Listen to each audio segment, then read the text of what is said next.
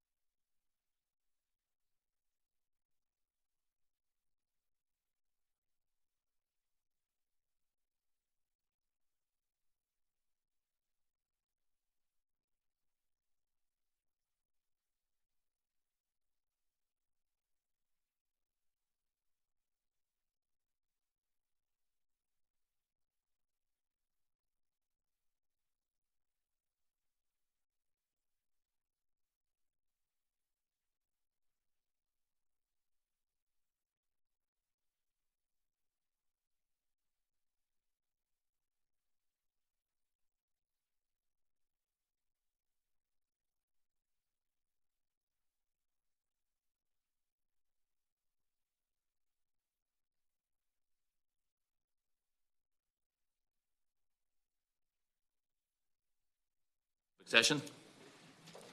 Before we begin, can I remind members and witnesses in the public gallery to make sure the mobile phones are completely turned off, please. Today we're discussing the scrutiny of the proposal COM 218-173.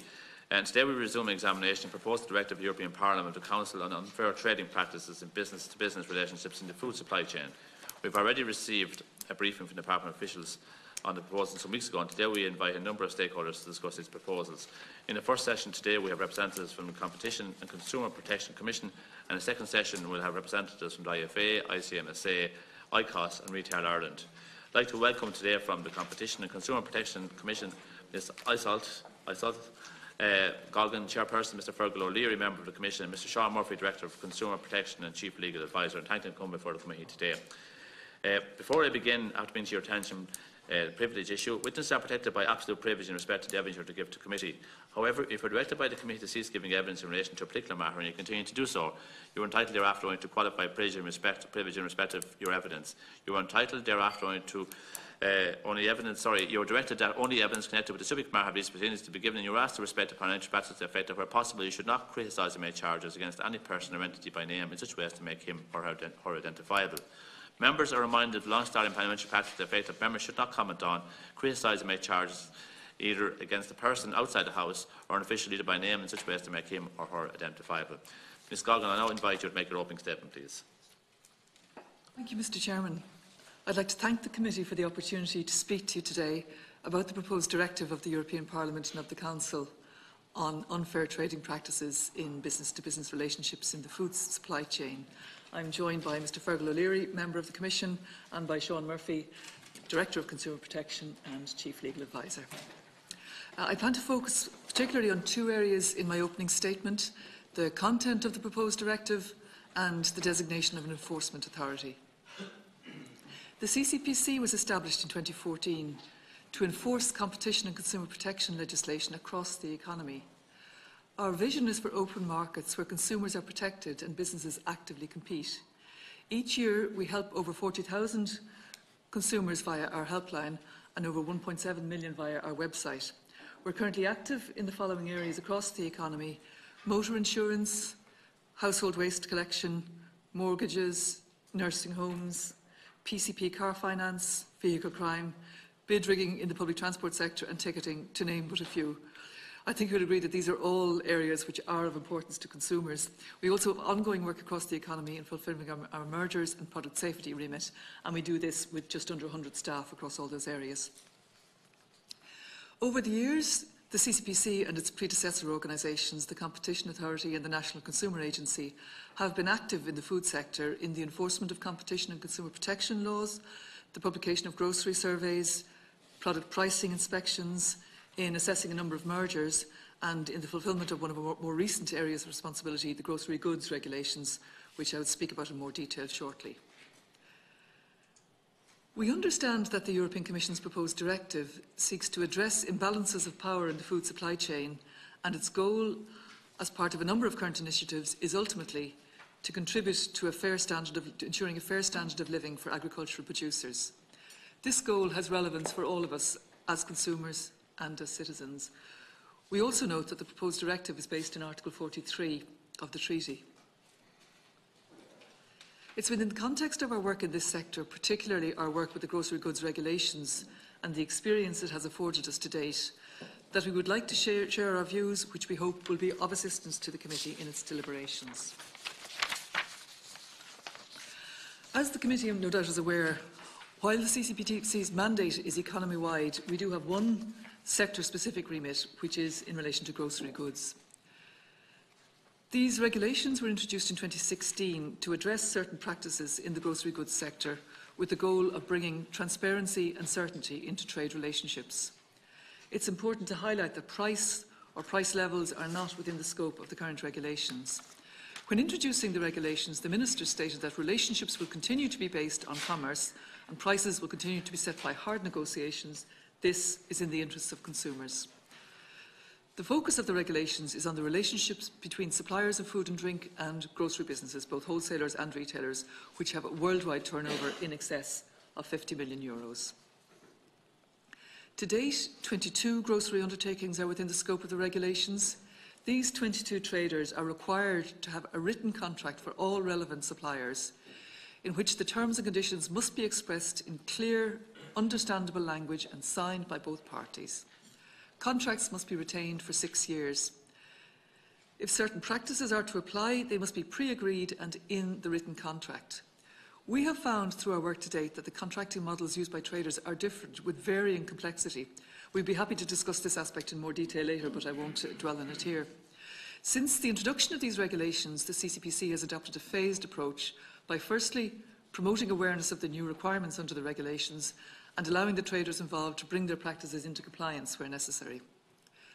Following an assessment of annual compliance reports received to 22 operators earlier this year, officers from our Consumer Protection Division have been conducting on-site inspections and meetings with relevant industry players. Given our experience to date, we can see substantial differences between the existing regulations and the proposed directive. Of particular significance is the aim of the directive, which is to ensure a fair standard of living. This is a significant departure from the aim of the current regulations. Also of equal relevance is the proposed scope. The Commission's model would apply throughout the entire supply chain and not just and to buyers not currently covered by the existing regulations, including those within the food processing and food service sector. I'll come back to this later. Although the CCPC is currently the enforcement body for the existing regulations, given the aim and the scope of the proposed directive, we believe that a dedicated and focused sectoral regulator should be established to carry out this work. The reasons for this are primarily concerned with our dual mandate to promote competition and to protect the interests of and welfare of consumers. In addition, our existing and future operational commitments in enforcing competition and consumer protection measures at a national and international level are significant challenges in themselves. The CCPC would have grave concerns that our ability to fulfil our current mandate would be irrevocably diminished if we were given this task. The proposal is extensive, it will require considerable resource investment. To give full effect to what is proposed would, in our opinion, be better secured by the creation of a sectoral regulator. A few points just specifically in regard to the proposals in more detail. We welcome the committee's scrutiny of the proposed directive, and we would like to highlight some concerns from the perspective of our statutory mandate. The aim of the proposed directive is to address unfair trading practices in the supply chain. We are concerned about the impact of the current proposals on consumers and also what might be added at an EU or an Irish level. We note the proposed directive is a minimum harmonisation instrument, meaning that Member States can go further if they believe it is necessary. In this regard, we are aware that further additions to the proposed directive are being advocated. These include further broadening of the scope to include more traders, as well as a ban on below-cost selling. Competition law works in the interests of consumers by requiring that businesses act independently and compete with each other when setting prices. That is why we and our previous organisations have spoken strongly against the introduction of bans on below-cost selling. Any legislative requirement relating to pricing or pricing models may provide an incentive for businesses to coordinate prices. Overall, we believe that consumers could end up paying more for food for two reasons. One, because some grocery markets could become less competitive, and two, that the not insignificant cost of the proposed directive will inevitably be passed on to consumers. A few words then about enforcement. Effective enforcement is essential, ensuring that any regulations have the intended outcomes and that the cost incurred deliver benefits for those who are paying. So I just would like to take the last couple of minutes, Mr. Chairman, to talk through some of our enforcement experience, which again I hope will benefit the committee. An ongoing matter of debate and commentary in this sector is the lack of actionable complaints. Complaints are an essential source of information and intelligence for any organisation involved in enforcement. We know that, understandably, complainants live with a real fear of repercussions if they make a complaint, and allowing anonymous complaints can help with this, but the ability to actually determine that the law has been broken or to take enforcement action based on an anonymous complaint is very, very challenging in terms of implementation, particularly when it comes to penalties or levying fines, and this is an issue that would have to be overcome for the proposal to have a real impact. Another area of note in the proposed directive is the issue of fines. Ireland is an outlier with the rest of Europe's regulatory bodies in that our constitution raises issues around the administration of fines by bodies other than the courts. In our current work, we have found this to be a particular difficulty. We share the view that financial sanctions are essential as a deterrent, but the issue of administrative fines is one that needs to be considered and overcome. I have come this far in my remarks without mentioning Brexit, but I must do so before I conclude. It's clear that uncertainty is the main issue at present for Irish food producers selling into the UK or UK retailers who operate here. We don't know what will happen in weeks or months' time, but we would urge the committee to ensure that the Irish food industry is not put at a disadvantage compared to their UK counterparts, who will most likely not be the subject of the proposed directive. Competitive balance could be a significant issue in the future, another area that we again would be happy to discuss further. Chairman and members, if I may sum up, what's become apparent from our work to date in the sector is that the relationships, contracts and issues experienced by those involved in the food chain are complex and they're also evolving. I hope I've usefully highlighted to the committee that the proposal presents some significant practical challenges in terms of oversight and enforceability. We recognise the importance of a sustainable agri-food industry, but it is our considered view that given the complexity, the scope and the goals of the proposals, that the role of competent authority for the proposed directive should be given to a sector-specific regulator whose sole remit and focus would be overseeing this market and working with farmers, producer groups, wholesalers, retailers and other players to ensure that their competing interests can be fairly balanced. We'd be very happy to take any questions, Mr. Chairman, and explain our views. Thanks very much, Ms. Galvin, for your open comments. It was interestingly a comment there about your sector-specific regulator. And a couple of years ago, a previous committee here in the last all actually made that recommendation. And we were disappointed at the time that recommendation wasn't carried forward. But anyway, it's just interesting to make those comments at this particular moment in time. So, members, Deputy Cahill, first indicator, please. Thank you, Chairman. First of all, and thanks for the presentation. And the primary producer and ensuring that the primary producer will survive. And the focus is on consumers won't be hurt by this legislation. But I just ask, over the last 15 to 20 years, what percentage of the consumer spend of the disposable income is on food, and how that has dropped very significantly? Have you the figures on that? And you talk in the interests of consumers, and we all want to protect consumers. But how long can the primary producer take a smaller and smaller percentage of the sale price and continue to survive? Whether it is in the liquid milk business, beef business, vegetables, pigs, whatever, the percentage take that the primary producer is getting out of the sale price has gone down very, very significantly. And you say hard negotiations are what will determine price going forward. Again, that's grand, but the person who's getting squeezed the whole time is the primary producer. if there's an argument on the liquid milk side, the margin is squeezed and the dairy cuts the price to the milk producer. The same we see, we see factories dropping price in the last couple of weeks. Has that resulted in a lower price for consumers across the shelves? We see vegetables, especially I suppose we've seen it very significantly in the run-up to Christmas there in a number of years, where vegetables were seen as the attractiveness for consumers getting them in, and again huge cost cutting. Again, who carried the can for that? Only the primary producer.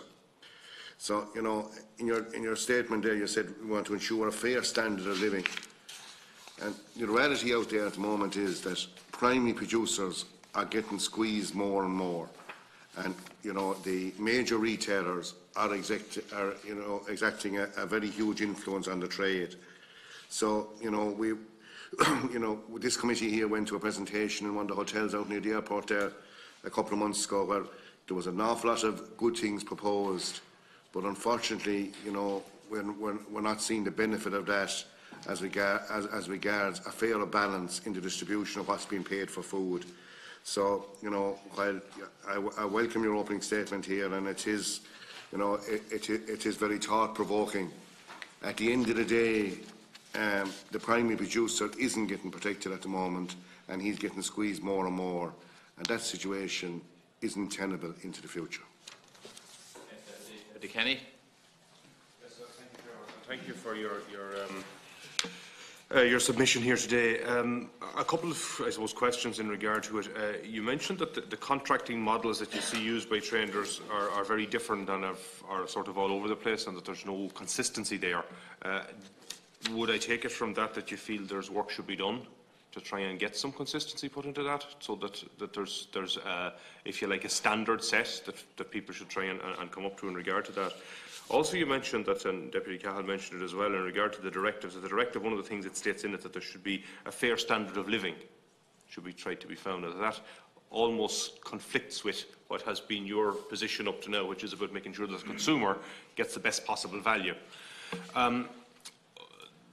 I suppose one of the issues from where I sit in regard to this is that, and we've had them in here on numerous occasions, people like Bord Bia, who market our food all over the world, who promote it all over the world, and who are spending vast amounts of taxpayers' money on trade missions and trying to market food. And the benefit of that, certainly from the point of view of taxpayers' money going into it, should certainly be reflected in the primary producer getting a decent income for the work that they put in.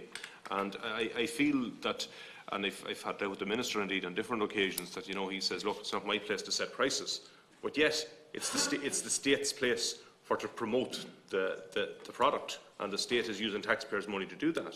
And it would be a difficult situation if we found ourselves that the taxpayers' money was being used to promote the product and to get a price for it and to market all this product all over the world, and indeed in Ireland, and to see that it was to the benefit only to one sector within the industry. And that's one of the difficulties that we have, is that the sector that we see making the most of the profit are basically the supermarkets and the processors and what we would traditionally call the middlemen. And the person at the bottom is being squeezed, and in many cases the consumer on the other end isn't actually getting the value that they deserve. I'd just be interested in your comments in regard to that. The other issue you mentioned, and it's the implications of the proposed directive, broadening the scope to include more traders, and the talk about a ban on below-cost selling, which would be, again, conflicting with your traditional work that you've been doing. And I would say that in the interest of the consumer, it needs to be looked in a more long-term basis. What the consumer needs is a consistency of quality as well as price. And sometimes the short-term, quick turnaround which can be seen in low prices is not in the consumer's long-term interest, because what it does is it ends up with monopolising of the situation. And I just feel that I'd be interested in your views in regard to that. Can we look to a more long-term means of dealing with this?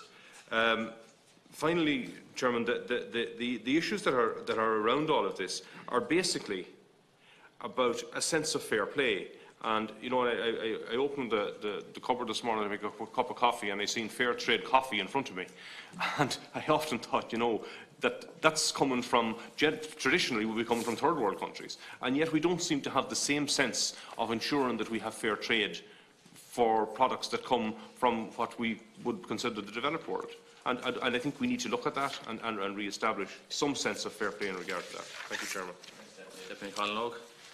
Thank you, Chairperson, and thanks for the presentation and for coming in today to discuss this issue. I've been interested in hearing your perspective in relation to international comparisons in relation to other European countries at the moment and how they are set up and compare in terms of our own structure here nationally in terms of groceries regulations that they would have and how strong or otherwise their enforcement agencies might be.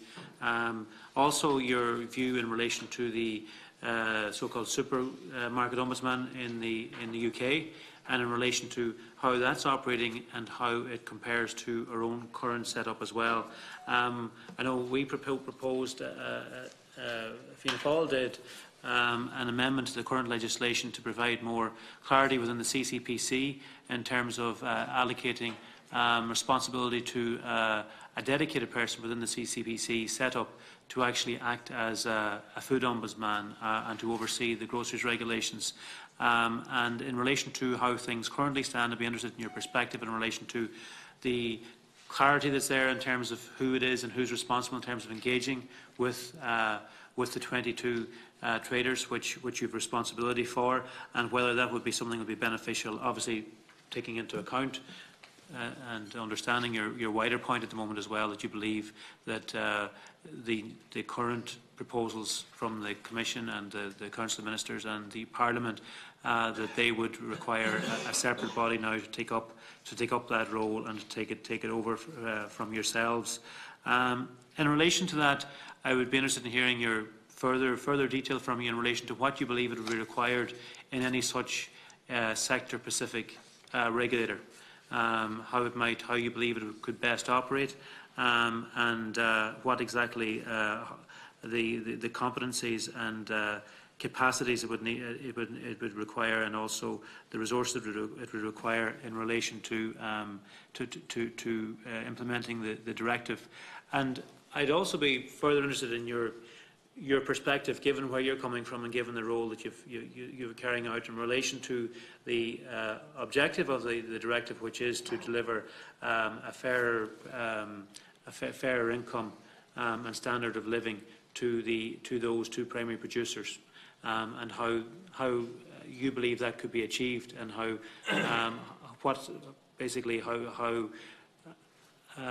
realistic and objective that would be in terms of actually drilling down and making sure that could happen. Because undoubtedly, as Deputy Cahill and Deputy Kenny have outlined, the big issue that we have to grapple with, in which the current directive seeks to deal with, the proposals seek to deal with, is trying to ensure that the primary producer does not always bear the brunt of hits to the market, and indeed of competition as such as well, where while others continue to take their margin at higher up levels in the food chain, they always ultimately end up being squeezed. And that is the real difficulty. And in terms of having a sustainable food chain, I think it's essential that we do look at following through in terms of this directive and trying to put in place systems which ensure that the primary producer gets a fairer deal in relation to supplying quality food to the consumer. Thanks, Deputy. And this section, last question on this section, Deputy Penrose. Yeah, thanks, Chairperson, and thank you, Ms. Coggins and your colleagues for coming in. This is an important matter that's been addressed here in committee and in the Enterprise Committee over a long number of years. And I'm very heartened to hear you say there should be a sectoral regulator, because that was recommended in 2010 by the Enterprise Committee, of which I was chairperson, but everybody ran away from it. But I suppose the harmonious application of regulations across the EU may well have a stalling impact upon that, because it wasn't happening. And of course the situation today in relation to primary producers has been outlined by my colleagues, and that's where we're starting with this, because the primary objective is to reduce the power imbalance that is there, and it's so obvious in terms of within the food supply chain. And the definition of buyer in the new directive is clearly going to be significantly wider than that that's there stipulated in the grocery regulations. So anyone who buys agricultural products by way of trade is going to be classified as a buyer. So that's why I can see you, shall we say, not running away, but certainly getting the dovetailing this over to somebody else. What worried me though is that, I mean, there's huge issues there. You haven't been very effective, or have you, in terms of drilling down to find out issues about hello money or treatment of perishable products or wastage charges, you know, issues of transparency. What have you done, even within the limited confines of the grocery regulations? Because your predecessor was basically, you know, I mean, they were paralysed when it come to the Competition Authority. Because we found that out when we addressed that in committee. There were, you know, there was all sorts of issues pertaining to anonymous complaints, or even where the person who's in the limited position of being a supplier or producer of these type of products come forward with tangible evidence and put them forward. Nothing could happen unless they themselves become the person. And of course, the fear of victimisation meant those people didn't put their heads above the parapet. So I mean, we've spoken a lot about this. What worries me is that we have had various committees addressing this issue, but nothing much seems to be done. And as Deputy Cahill said, there's only one loser in this, is the primary producer. You know, those retailers and those big wholesalers, they're almost beyond the pale in the terms of trying to bring them to heel. So, do you think that a sector, if this is implemented, and that a sectoral regulator would be put in place, have you communicated that in terms of your comments in terms of this directive, or have you addressed this to the relevant minister, which is generally in the enterprise or area or business area, who actually take steps? And is that?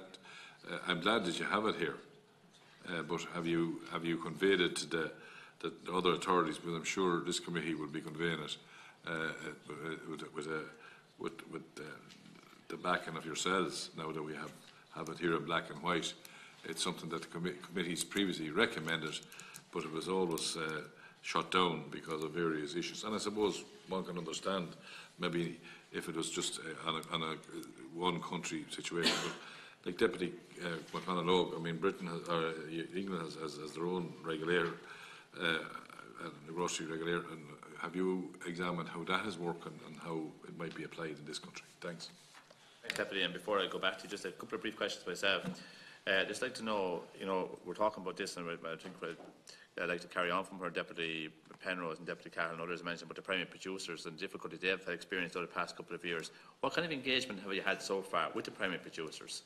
They, in my opinion, have been the victims for many years in this regard, and they've been very slow about putting their head up, putting their hand up for the obvious reason. And have you seen any improvement in that since you came into existence? And what kind of engagement have you had with the large multiples, which will be seen on the other side of the fence, the aggressor, inverted commas, and what kind of reaction and engagement have you had in that regard? Maybe you could tease that a bit for us as you go on. So when you're ready. Thank you very much, Mr. Chairman. I might divide up the responses, if you don't mind, because we covered a lot of ground there. But just to start maybe by a couple of overarching things. Obviously, ensuring a fair standard of living for primary producers is absolutely a valid objective, and it should be looked after. But equally, from our point of view, ensuring that consumers are fairly treated and consumers don't bear the brunt of regulation and don't have all the costs passed on to them is a valid objective, and that's our objective. And I suppose what we're saying here is that we don't see that we as the one organisation could possibly resolve all those tensions inside us. I mean, there are tensions there, that's natural in democratic society, but we just don't see that you could encompass the two you know, without your head exploding or something. That you just couldn't have a degree of consistency in your decision making and indeed in your allocation of resources, because that's a big issue here. And we feel that they're both valid, but they come from different parts of the treaty, different articles of the treaties in the EU. They have different objectives, and we would just see them as being things quite apart. Without getting into the nitty-gritty of the enforcement issues, because I'll ask Mr Murphy to talk about that in a minute. Our point about the effectiveness of the regulation in response to Mr Penrose's point, and a few people raised this as well, At the moment in Ireland, if you want to impose fines, you have to go to court. And if you go to court, you have to have evidence. And you cannot go to court on the basis of anecdotal evidence. You have to have a witness who's prepared to stand up. And that's where the difficulty is, because exactly as people have pointed out, they don't want to be the subject of potential retaliation. They don't even want to be identified. So that's something that I think in terms of the enforcement of this whole thing, we have to square that circle somehow. We have been told that there are difficulties in giving administrative bodies the power to impose fines themselves, which means you're in court, which means you're into the standard, that standard of evidence, the criminal burden of proof beyond reasonable doubt, and that's arisen in a whole lot of areas that we go across. So that's why I was mentioning it there. In response to Mr. Cahill and the question about the expenditure on food, we actually did a lot of work on this last year in connection with Brexit. But if you don't mind, I might ask Mr. O'Leary to cover that and some other issues. Yeah. So just in relation to the amount that consumers spend on food, we can provide detailed figures to the committee afterwards. But what we did find from the study that we did on Brexit was that up to €1,000 would be added to a family's food bill over the course of the year if there is, a hard Brexit or a deal or a Brexit where there isn't a deal that products can pass across relatively seamlessly. One of the things that we saw there was the addition of non-trade or non-tariff barriers would be very significant.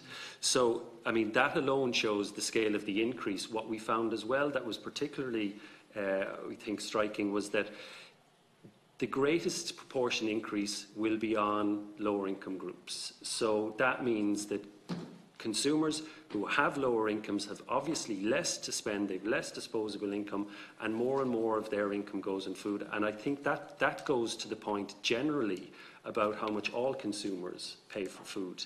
In relation to, I think, comments generally around the proposed directive, and I think this really is the nub of the issue from our point of view, the proposed directive does, and it's one of a number of measures that is aimed at contributing to a fair standard of living for agricultural producers. The current grocery regulations that we're responsible for enforcing are concerned with transparency and certainty. We do believe, to the question the Chairperson asked, that since their introduction there has been, we think, an improvement over the last number of years. But I guess what we do have to acknowledge is that within the grocery regulations that we have at the moment, it's about writing down what's agreed. It's not about banning particular practices at the moment, which again is a bit of a significant difference to what's been proposed by the EU, and that is something that I think really needs to be teased out in terms of the overall aim versus what we're doing at the moment. If I might just address as well the question around what could a sectoral regulator need. We've just actually spent the last 11 months working in a study of a household waste domestic market. So we've looked at this from the point of view of sectoral regulation generally, and one of the first things that any regulator would need would be the wherewithal to analyse all of the particular parts of the market, and that would be a very significant undertaking for this when you look at the sheer number of contracts that would be brought into effect by the proposed regulator. Another thing that we would suggest would be there has to be a reasonable deterrent, and that's where Izal's point around the fines comes in. We need to make sure that whatever is proposed is going to have the impact that it should do, and on that basis it certainly needs to have teeth. And a difficulty that a lot of regulators have currently in Ireland is that they don't have the ability to impose fines, so there is question marks over whether that is a suitable deterrent. Mr. Murphy has been leading the inspections that we've done with the grocery goods undertakings, and also the discussions with producers and so on. So I might ask him to respond to some of those points. Yeah, thank you very much. Thank you, Cahill and members. I suppose in terms of how we're actually monitoring compliance with the regulations, as our opening statement has pointed out, initially it was a case of introducing the regulations and allowing businesses to get used to them and to come into compliance, because the requirements within the regulations themselves do require business to take some proactive measures in terms of identifying compliance officers, engaging with ourselves, and ensuring that the contracts that they have are in compliance with what is required within the regs themselves. So that's the first thing I would just say with respect to that. Then moved on a second phase to our own division, as in the Consumer Protection Division, of which I'm the director. And the last couple of months, we've had inspection teams, director-led, i.e. I have led those teams myself, and we have engaged with what we call the RGGUs, the Regulated Grocery Goods Undertakings. It's a case of what I can say now is that they are different. Their business models are different, and maybe this is back to a point that you asked. Different business models are out there reflecting the different structures that they have within the country itself, different distribution models, delivery, even invoice processing. They're different. They have different ways of doing it, different size of buying teams, different purchasers, quite variable. It isn't a case of here is one particular model, which would probably be very easy to oversee. You've got to get out there and you've got to engage with each one of them, which is why we're actually there with the RGGUs themselves. Back to a point that we've made earlier, if this was to expand as envisaged, you can only imagine what that will bring in terms of even an oversight, to get an understanding of the model. Therefore, a single regulator specifically focused on that is probably the way to go. In terms of the international models, I think you spoke about the relationships with others. We would be aware of what's happening over in the UK, and I have something here which I can actually pass on to you later on if you like. It just outlines the difference between the UK grocery adjudicator and ourselves. The first thing I would say is the scope. The scope is significantly narrower in the UK because the thresholds are much higher. So, for example, there are 10 large retailers which are subject to the code over there with 1 billion sterling turnover in excess of. Currently here, large retailers and wholesalers who have a €50 million turnover, and at present 22 of these entities have identified themselves as being subject to the regulation. The enforcement powers, I could list them out, but I will just focus on one. In the UK, there is the power to impose a fine and penalties equivalent to 1% of the turnover. So if you were to compare and contrast that with what's available to us under the regulations and the Consumer Protection Act 2007, it's contravention notices, and then breaches of contravention notices, and then leading possibly to a prosecution, either summary with a €3,000 fine and or 6 months imprisonment on a first conviction, or leading to 5,000 on a second or subsequent. Now, again, depending on the scale of that, it may proceed to a prosecution on indictment, but again, you can see the quantum difference that there is between ourselves and the UK, and also that fine can be imposed by the adjudicator itself. Sorry, Cahill. Yeah, just a question. Could you provide us with a list of that 22 different organisations that you deal with? Sounds like a big list. Sorry? It sounds like a quite big list. Oh, yes, indeed, absolutely, Cahill. Yeah. But like one would have thought that we're talking about a small number in comparison to what the number you suggest. Yeah. So you can provide that detail to us, the 22. Okay. Yeah. So in terms of the drilling down, I think that's back to your own question. By our engagement with them, as in face-to-face with the compliance officers, with the head purchasers, go through the regulations, what is required, was there promotional costs, wastage, shrinkage, have you got written contracts? Now, we would expect that written contracts would exist out there, but again, as it's turning up now, some larger suppliers don't supply a written contract because they're happy with their own terms and conditions. Some smaller suppliers don't provide a written contract, A, because they either haven't gotten around to it, these are what we're hearing back, or they're uncertain as to what this actually means. Now, we've put them under pressure because, as in, we put the RGGUs under pressure because they're required to have those written contracts. They'll ask us, but we've made every effort to do so, and we still can't get them. We have to ensure that they've made reasonable efforts. And again, the compliance inspections, it's not just an annual event, this is rolling. It's part of our own strategic framework. And if I could just make just one other point, just expand onto it. This isn't the first time that we actually engage with traders at this level. We're already, and have been for years, engaged in retail pricing inspections. So we've been coming in the front door for many, many years. We're now in the back. So it's in all the markets in that sense as well. Okay. Happy to address. I think there's some other questions there that probably need to be. Are you happy that we've addressed all the questions? We can come back to them anyway again. We have a few more members who indicate. Senator Mulherin, please, when you're ready. Thank you. Cahill, hello.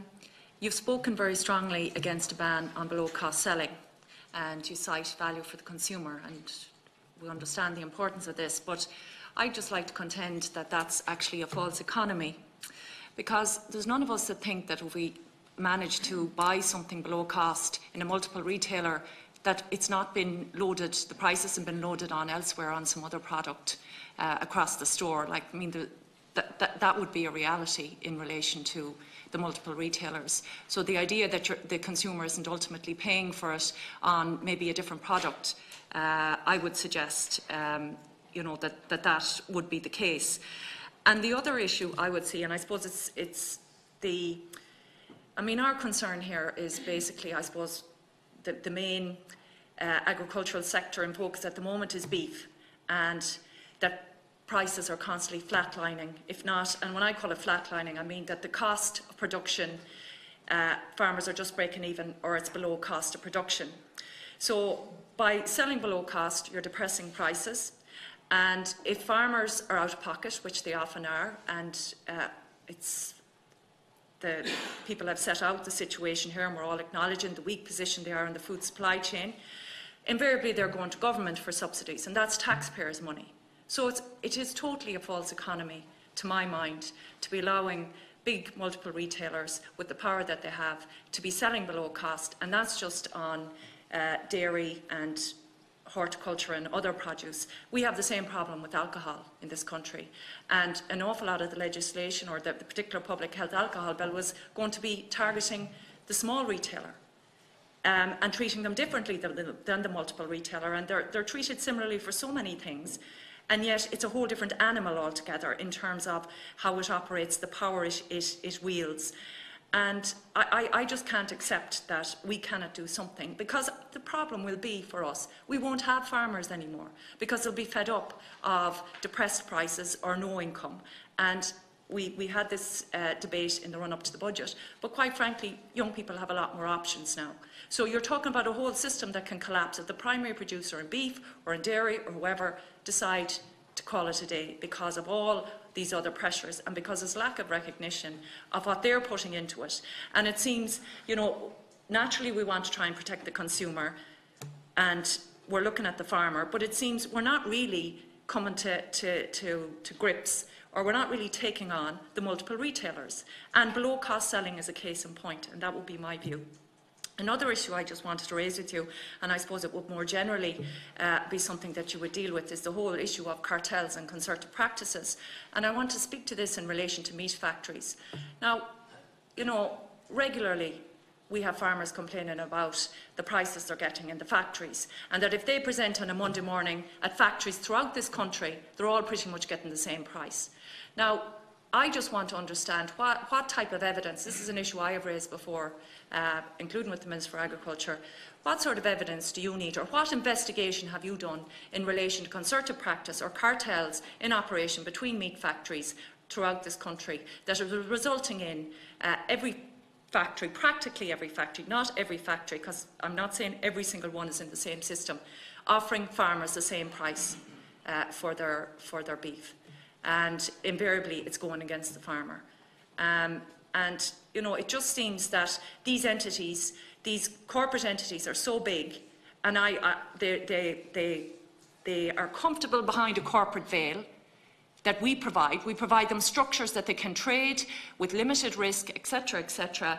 And at the end of the day, when things go belly up, it's back to government, whether it's to help a consumer, whether it's to help, you know, enforce rights, and they're the people who'll march if something isn't right. I'm not just talking about in dairy, or else we're helping the primary producer. And I know maybe some of this is slightly philosophically outside your sphere, but you know, I suppose quite specifically, what investigation have you done on meat factories? And I know at one point you cited that there's lack of actionable complaints. You need evidence. What sort of evidence are you asking people to come forward with? What investigations have you done in your own right? It's a big ask to ask farmers, but sometimes, you know, if it has web feet and it waddles and it quacks, it is a duck. And that's what you have to call it, and you have to find a way of actually showing this up, because this is another problem for farmers, and I understand it falls within your remit. And in relation to the issue of fines, and I understand what you're saying, and I understand the constitutional position, But what about the whole concept of penalties on people who don't, you know, as in the operation of a groceries regulator and putting penalties on them? I mean, we see the revenue commissioners put on penalties. We see the local authorities place penalties on people for not having paid household charges. Or is that just because it crystallises at a certain point and then you're adding on the penalties and it's easier to calculate? Or what's, like, is there not some way that we can try to, you know, as I say, rein in what to me is a total imbalance and an abuse of the corporate veil that is going on in so many realms? And we're just talking about multiple retailers here, and I mentioned factories, and it's a small person that's always getting squeezed here, as I can see, and you know, there needs to be serious action taken, or else it keeps landing on our doorstep, and it's us that looks at the people marching out on the streets when they feel that big corporations are getting more consideration. But as I say that in acknowledgement that you have to deal with our legal system that's there and whatever laws we pass. But you're also the experts that can give us your guidance as regards practical experience. But I'd like to see more accountability in this area, and I would look towards yourselves. And if you think that your powers need to be strengthened, or you need more investigative powers or more forensic expertise, or you need whatever, to get to the bottom of this, because other than that, it's just like an old chestnut that keeps cropping up again and again. We have farmers complaining anecdotally all over the place. The same story, every place being replicated about these problems, and yet we're still here discussing them and nothing done. Thank you. Thanks, Senator. Deputy Corcoran Kennedy, please. Thanks very much, Chair. And thank you for coming in to the committee this afternoon. I just wanted to ask a number of questions, please, in relation to your presentation to us. The aim of the directive being to ensure a fair standard of living. And I was just wondering what your views would be on how that's going to be achieved in terms of the current practices that we have. The other one I had was in relation to the administrative fines, and you're saying that the issues are constitutional around fines being administered other than the courts, and I was just trying to rack my brains as to when I last paid a library fine. And so clearly, you know, there's some method there where, like, local authorities can levy a fine on me if I don't bring my library book back. You know, is there something that we're missing there on that in terms of who would fine the offenders rather than having to go through the courts? The other one I was going to inquire about is the fact that, you know, below cost selling, we've all seen it in the grocery sector, and it was referred to by some people earlier. And, you know, my concerns around the big multiples, you know, heavily discounting, you know, fruit and veg, you know, the essentials for most households, is that it's creating the impression that it devalues the production of food, in my view, to have it so cheap. And it also leads to me to be concerned around food waste. And I suppose that's slightly off track perhaps, but you know, to me it's creating the impression that, well, you know, this is disposable, it's so cheap, you can throw it out if you don't use it all. And it doesn't give the producers any great comfort to see this happening. And you referred to, or it's referred to in relation to the text of the directive, that buyers shouldn't sell products below purchase price and then request the supplier to cover the difference. Do we know that that's actually happening already? Because if it is, I mean, it's outrageous. You know, where that the primary producer is the one carrying the cost for somebody trying to attract you know, to use the loss leading method to get consumers in, and then you know, pile it on elsewhere in terms of pricing. I had one other thing, but now I can't find it, so if you could answer that and it'll come back to me. Thanks. Thanks, Deputy. Senator Daly, please. Thanks, Chair, and welcome to witnesses also. And some of the points I was going to raise have actually just been covered. I do, though, however, I would like to get some more elaboration on, and I think the one thing that comes out from me from your presentation is your proposal of a sectoral regulator, and I'd just like to get a little bit more elaboration on what you're proposing there and how you would see it working, and how, if there was a sectoral regulator, what your relationship would be. Would it be under your umbrella? Would it be totally independent to you? Or are you just basically looking for a referee to come between yourselves and the primary producers' organisations? Like, where would you see yourselves and your own position and your own role if there was such a sector regulator.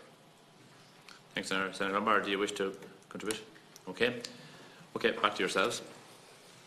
Thank you, Mr. Chairman. Just a couple of points there. There's quite an amount of ground being covered. Firstly, on the point about below-cost selling, the current regulations, because they require the retailer to have a contract with the producer, and that, you know, the terms and conditions are written down, it would be illegal for them to subsequently go back and push back and say, well, we're selling this below cost, so we want you to take the hit on that. You know, once the thing is in the contract and it's been agreed, then it wouldn't be allowed. But as to whether retailers shouldn't be allowed to do it at all, I mean, again, this is where I say we're coming at it from different angles. We're coming at it from the point of view of consumers. Of course, cheap fruit and vegetables are good for consumers. You know, how can we say otherwise?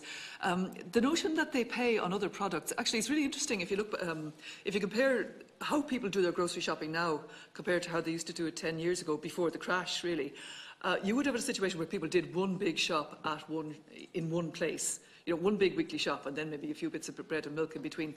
What we see now is people spreading that around among 3 or 4 different shops for the one weekly or fortnightly shop. We see people, the entry of the German discounters, we see people going there for certain things, then they don't have all the brands, so they go to another place.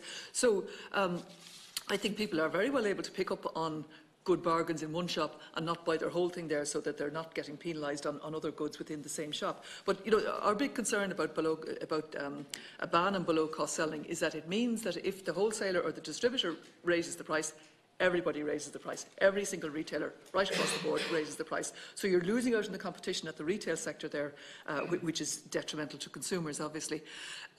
In terms of so I think it's fair to say, I'll ask Sean actually to talk a bit about the preferred enforcement model and what we've seen, because we haven't seen evidence of retailers pushing back on suppliers where they themselves are offering very cheap products. Yeah. You know. Okay, thank you very much indeed. If I could just maybe add one point to what is all said there. The consumer experience is also changing. So, for example, take 10 years ago, things like, you know, purchasing your groceries online weren't there, or your groceries arriving to the door, you know, a click wrap as an e-commerce transaction. So that's there. People have different experiences. Convenience now for some people who are time poor. People are willing to sort of pay a premium on that. So that's changing, that's evolving, you know, and particularly in terms of how that product is delivered and the accessibility of it in terms of getting it from store to the house. That's just one to bear in mind. And as it evolves, sometimes regulation has to kind of catch up with it. Back to your question with respect to sort of the penalties, and I think you would have crossed over as well, and you mentioned the example of the library fine. Absolutely. There is a facility there to levy that. We have a fining power ourselves, fixed payment notices, but they're for what they call petty or regulatory breaches. So they're on the lower end, where something can be disposed of easily. The sort of breaches that we're looking at here, because of the impact, as I think we all agree, they require something a lot more. You know, a €300 fine or a library fine equivalent, and I don't mean to dismiss it in that sense, that just won't have any effect. So you've got to have something which is substantial, which acts, not alone is it effective, has to be proportionate, but has to be dissuasive. And that's where the larger fining regimes, that's basically what they're premised on.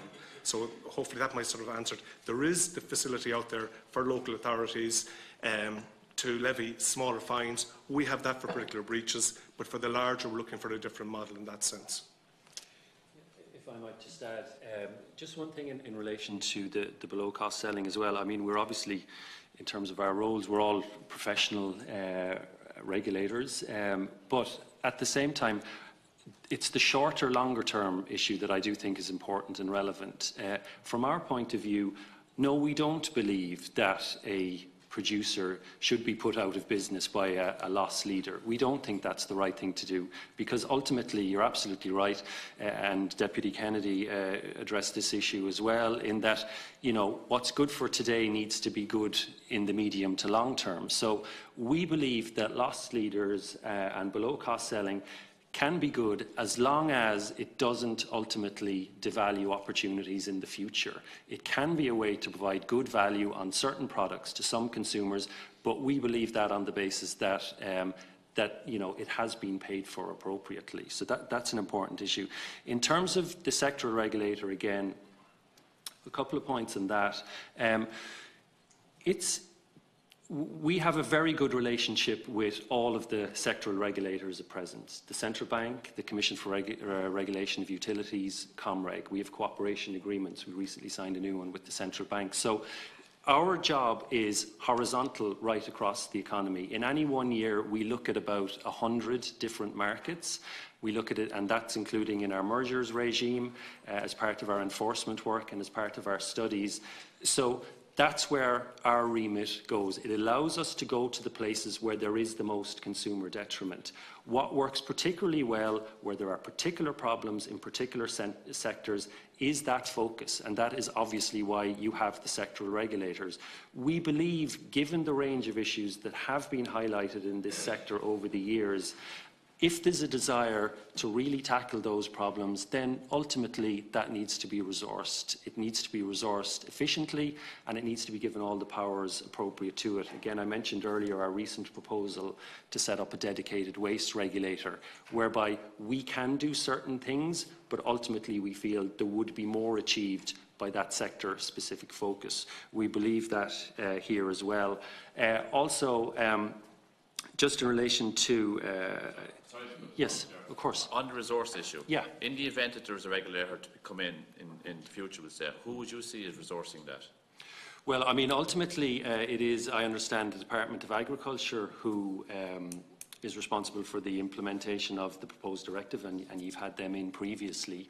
So, I mean, ultimately, who resources what regulators is a matter for the government and the Oireachtas. But I think what we would be very open to would be having, like we do with all of the regulators, a very close relationship with them so that they can get the benefit from what we're seeing right across the economy and driving then into what they would be asked to do by the Oireachtas. If we were to compare what they have in the UK at the moment, is it true to say that the industry resources that arrangement? Yeah, I mean, I could take that point. As far as we're aware, it's industry funded. It's a levying industry, whereas currently it's obviously exchequer funded here. Right, carry on. Sorry for interrupting. Yeah, no, it is an important point. Just in relation to complaints and evidence and investigations, we do need a certain standard of evidence. Basically, in a criminal prosecution, we are looking for a witness. We are looking for somebody to sit in a witness box and to display to the courts that a crime has happened, and then we can bring all the evidence to bear after that and along with it. So that's in terms of our cartel work and our criminal prosecutions. What we would be, though, separate to that in terms of we are happy and open to talking to anybody at any time under any circumstances. We can do own initiative investigations, but you know, evidence gathering is something that we do. As Sean has already said, we have met with the retailers, we have met with suppliers, we've met with representative groups, and if we are given evidence within our statutory remit at the moment, we will look into it. And that's not just in this sector, that's in every sector. That's what our job is. So, you know, what we can do is have an engagement, an informal engagement, and that then can allow us to do some further work. But in terms of courts and criminal enforcement, what we are really looking for is a witness that we can then work with to make sure that there's a case that can be brought forward. They're the thresholds. They're the things that have, again, that have been given to us by the Oireachtas in terms of due process and making sure that all sides to any particular investigation have the right to fair play. Ask what complaints you received in relation to meat factories, what investigations you've conducted, and what own initiative investigations you've taken. We've looked in mergers. There's been a number of mergers in that area in the last number of years. The European Commission has taken some of them, however. I don't believe, but we will check, that we have got any specific complaints on meat factories. But that is something that I would say. Pricing as opposed to mergers, like as in a concerted practice or them operating like a cartel. I don't have that detail to hand, but it can be checked and it can be provided to the committee afterwards. Okay, thank you. Okay, carry on. I think we'd kind of grown to a halt there. So okay, Senator Lombard has and Deputy Corcoran Kenny has another question as well that you forgot earlier on. Apologise now, just coming late to debate. You were mentioning in your statement, and I might have picked you up all wrong about low-cost selling. You've no major issue with the whole concept of low-cost selling. Could I broaden that debate about low-cost selling? Mention alcohol. Have you no issue with low-cost selling of alcohol? And should we, and as an organisation, are you okay with that remit, that low-cost selling of alcohol is actually a perfectly okay tool to be working with? Because if you take into consideration, as an organisation, to be kind of stating that, it would be very, very worrying. Could I ask? Deputy Corcoran-Kendis, I'll take Deputy Corcoran-Kendis' question as well, please. Thanks very much. Yeah, it was just a question in relation to your understanding of who independent retailers are. You know, I mean, to me, an independent retailer is somebody who deals directly with a wholesaler and does their own negotiating. Like, I mean, where do they sit in terms of the hierarchy of the business models that there are in the grocery sector? Are there many left, or are they all linked to franchises or collective buying groups where they all have the power to offer below cost alcohol or below cost whatever they want? You know, I'm trying to get at is what exactly, or do we have any independent retailers left? If I might answer the point about below cost selling, we would see the price of alcohol as a health issue.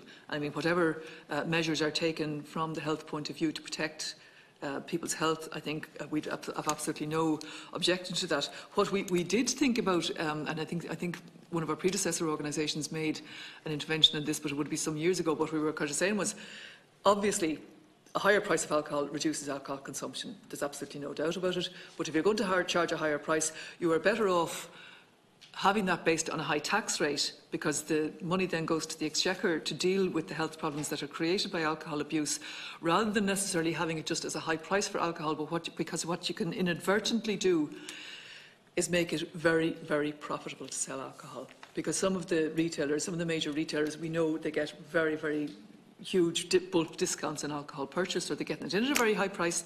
They're required to sell it at a low price, selling it at a high price, and that difference is going for pure profit rather than going to the exchequer, where it could contribute towards mitigating the health problems. Sorry, I've forgotten, what was the other one? Just retail, yeah. Yes. Oh, the retail landscape, sorry. The retail landscape, yeah. I mean, I know you have Retail Ireland in after the break, but so we could defer to them on some specific details. But if you'd asked me that a couple of years ago, I would have said that there were very few. But I think what we have seen, maybe a lot of entrepreneurship in the last couple of years, and something that I think is a feature of every town, village and city in the country, is more and more direct selling through farmers' markets and through artisan markets. And I think there is definitely a place for those and the promotion of those, because consumers, I suppose, you know, going back to consumer expectations, and there is a legitimate point around consumers, they want everything. And sometimes maybe we don't always think that far ahead about it. But what we are seeing is that there is more and more choice being given to consumers. What we're also seeing is that I think consumers are getting more segmented in terms of what they respond to. Some consumers, they do purchase solely on the basis of fair trade and organic produce. Others maybe don't have the luxury to afford those types of products. So I think what we are seeing at the moment is that there is more and more choice available. We certainly support that. And I guess what we are hoping for in terms of the future is that that choice is maintained. And obviously there are important questions around how the agri-food market can feed into that and support that in the long term as well, which is ultimately, I think, the aim of the proposed directive. Thank you very much. Any other questions from members before we conclude this part of the meeting? I suppose, would it be true to say from the discussion we've had here that you're obviously looking for further assistance, that you're finding it difficult to get a score, you're playing against the wind on a continuous basis, and a bit the extra regulators that you're suggesting or recommending would be a very big help to you? Would that be a true statement? Or an overreaction? I think what we're saying is that we see the functions of this proposed regulator as something quite different from ours, and kind of operating in a different part, sometimes cooperating, but you know, with the degree of tension that has to be there in terms of the remit of being looking after the interests of farmers versus the remit of looking after the interests of consumers. Sometimes they're the same thing, sometimes they're not. So I think we would see ourselves as continuing with our roles in competition and consumer protection, but if a sectoral regulator were to be introduced, I think that would overwrite the current regulations that we enforce, and in fact, I think they would probably not be continued. Just on a related point, have you had much connection or communication with your counterparts in the UK? Yeah, but they've been very helpful. We've had several visits over before we got the grocery regulation function. We had several visits over to see them. We've attended their conference. Attended their conference, and we would have some lines of communication in that sense. So, would you be basing your proposal on what they're doing at the moment? I think the situation in the UK is very different, not least because of Brexit. They did do last year a call for evidence around a review of the grocery adjudicator generally. There is similar issues that are discussed and commented on here, absolutely. And the UK at the moment is of the view that it should be for national governments to find out explicitly what the national problems are, and then they legislate at a national level. That's their view. Obviously, that is informed by Brexit. In terms, Chairman, of your question as well, I mean, we would see in terms of the game that we're playing at the moment with the grocery goods regulations that we think we're holding our own in terms of those. We think we're doing okay. There is time left in the match, to use your anecdote.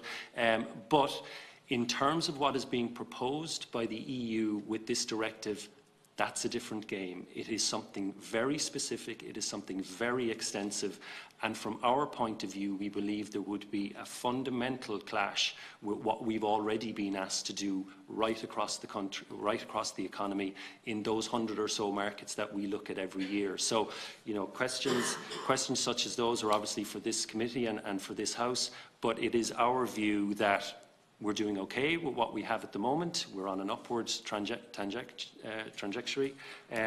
But in terms of what's proposed, that is different and fundamentally different.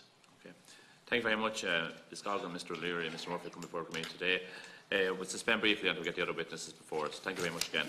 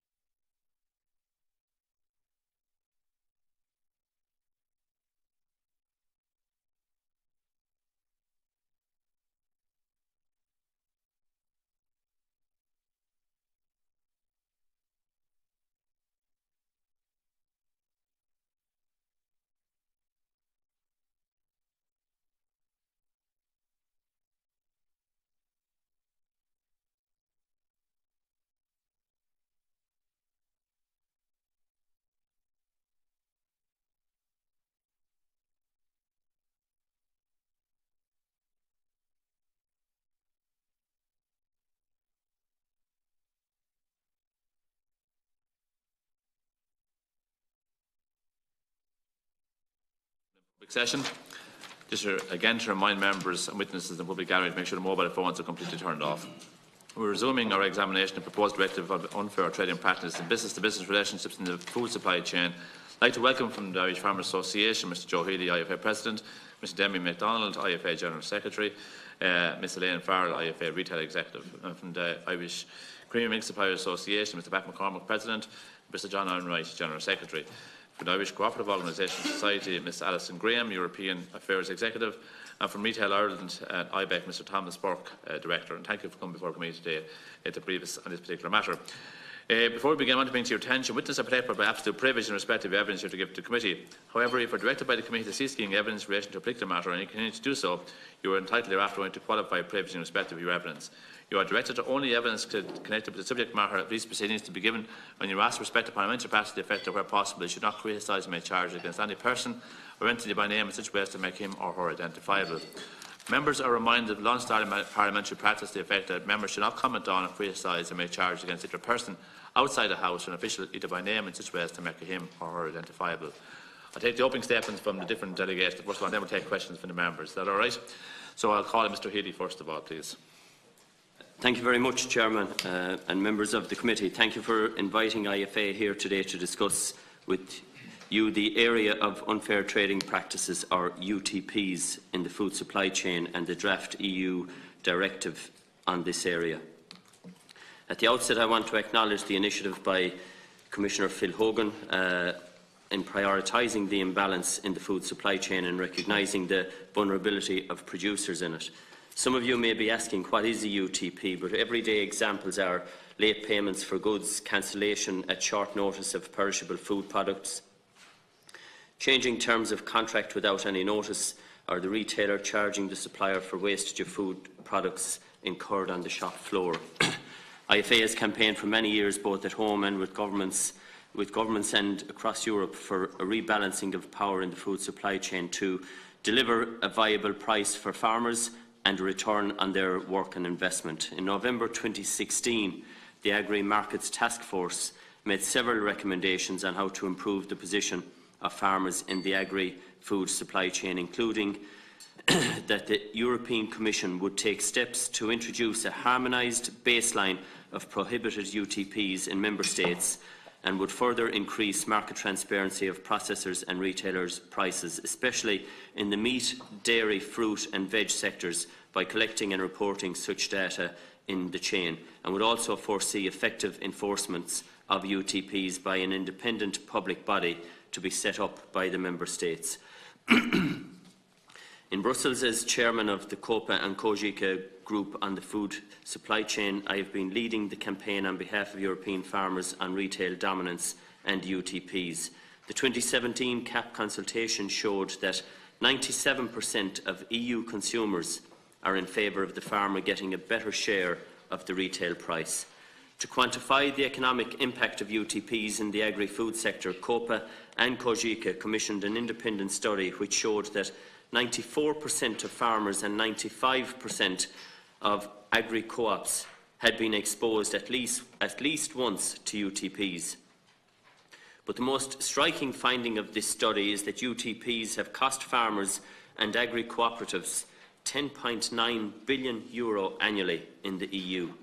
In recent years, we have had an intensive lobby campaign to curb this activity, targeting members of the European Parliament, the College of Commissioners and a number of DGs in Brussels, primarily agriculture and competition.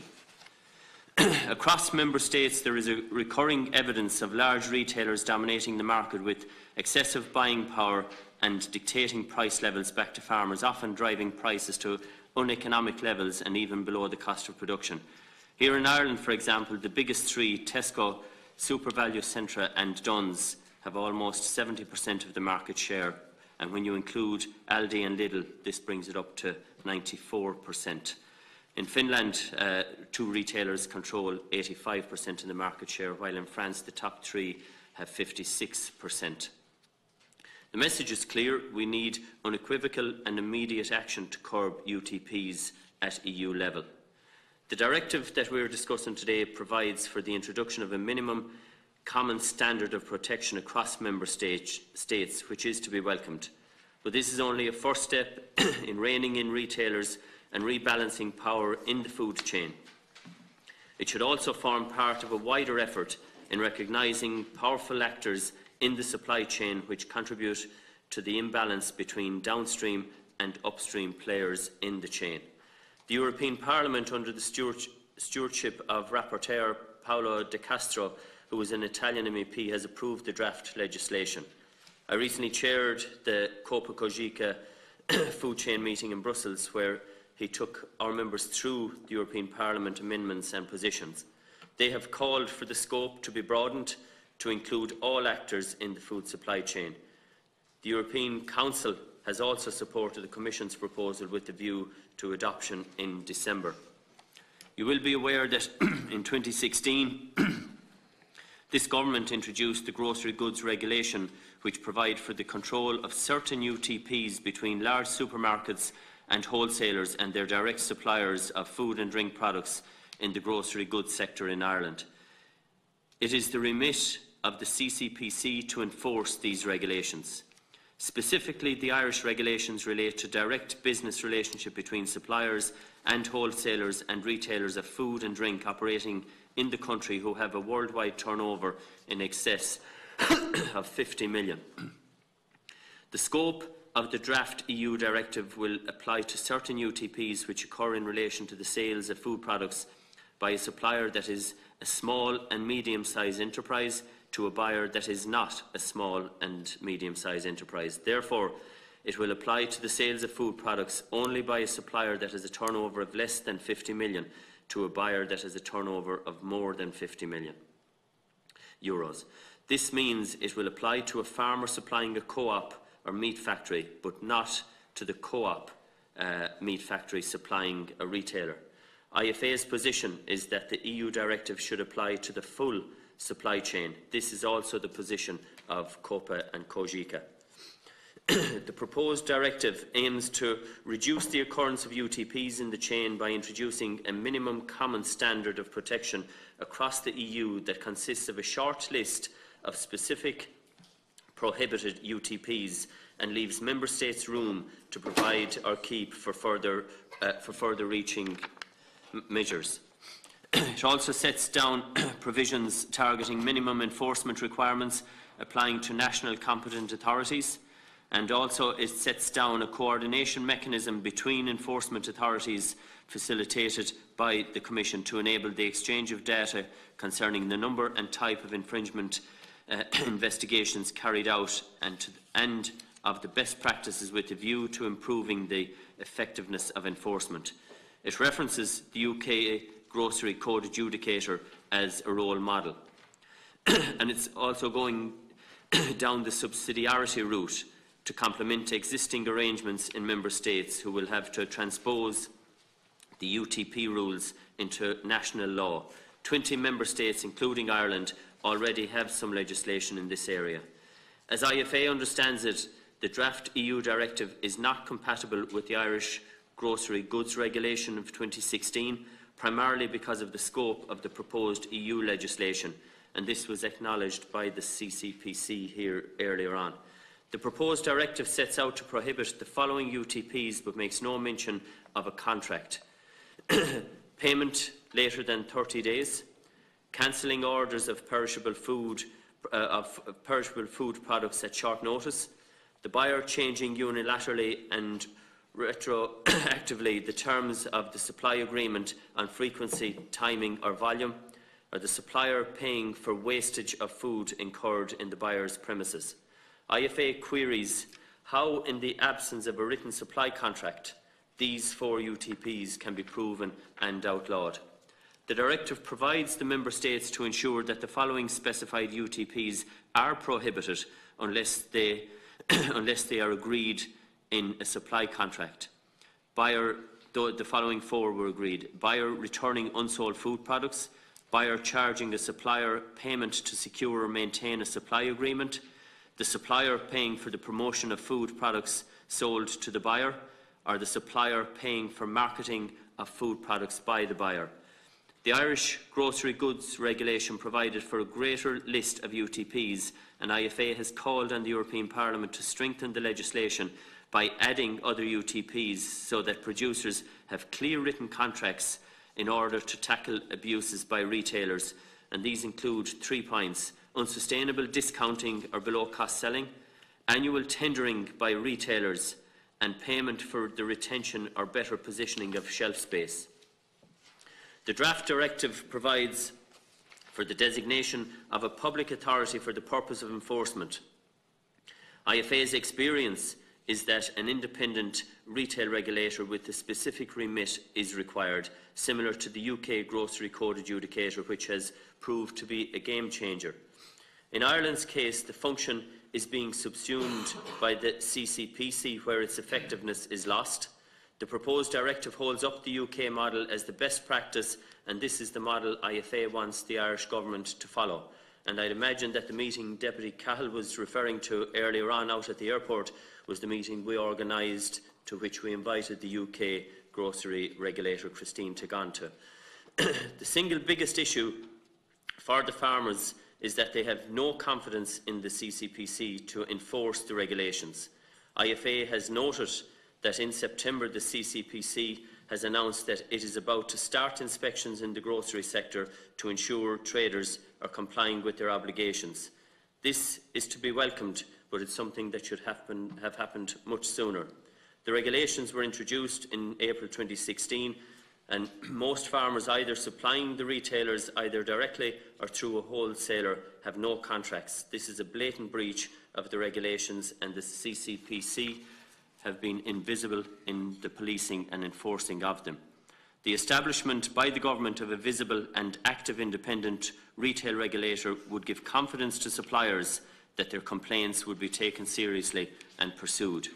Following this directive to address UTPs, Commissioner Hogan is working towards bringing in an implementing act which will address market transparency with the aim of having mandatory price reporting by Member States.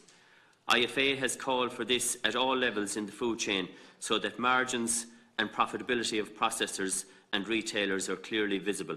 The figures don't lie, Chairman. If we look at the consumer euro spent on the various commodities across the European Union, the retailer gets 51 cent, the processor gets 28 cent, and the farmer is left with the 21 cent. In conclusion, Chairman, it's clear that farmers are not getting a fair share of the retail price, that retailers are the modern-day dictators abusing their power to accumulate vast profits, and that the current situation where processors and retailers always make a margin while farmers are sometimes forced to produce at or below the cost of production is totally unacceptable. We need the Government here in Ireland to transpose without delay the EU directive when it has been adopted in Brussels. To be effective, this will require the appointment of an independent retail regulator with a specific remit, and I note the comments made by Isolde in her presentation earlier, and secondly, that the regulator's remit should now be expanded to provide the European Commission with the mandatory price reporting required to comply with the transparency legislation that is to follow in the coming months. Chairman, I am asking this committee here today to support our ask and ensure a rebalancing in the food supply chain so that the farmer can get a fairer share. Thank you. Thanks, Mr. Healy. Now I'll ask Mr. McCormack for his statement, please. Thanks, Chairman, and likewise thanks to yourself and your fellow members of the committee for the invitation to speak here today on the UTPs, the unfair trading practices. I will briefly outline, I suppose, the issues as ICMSA see them.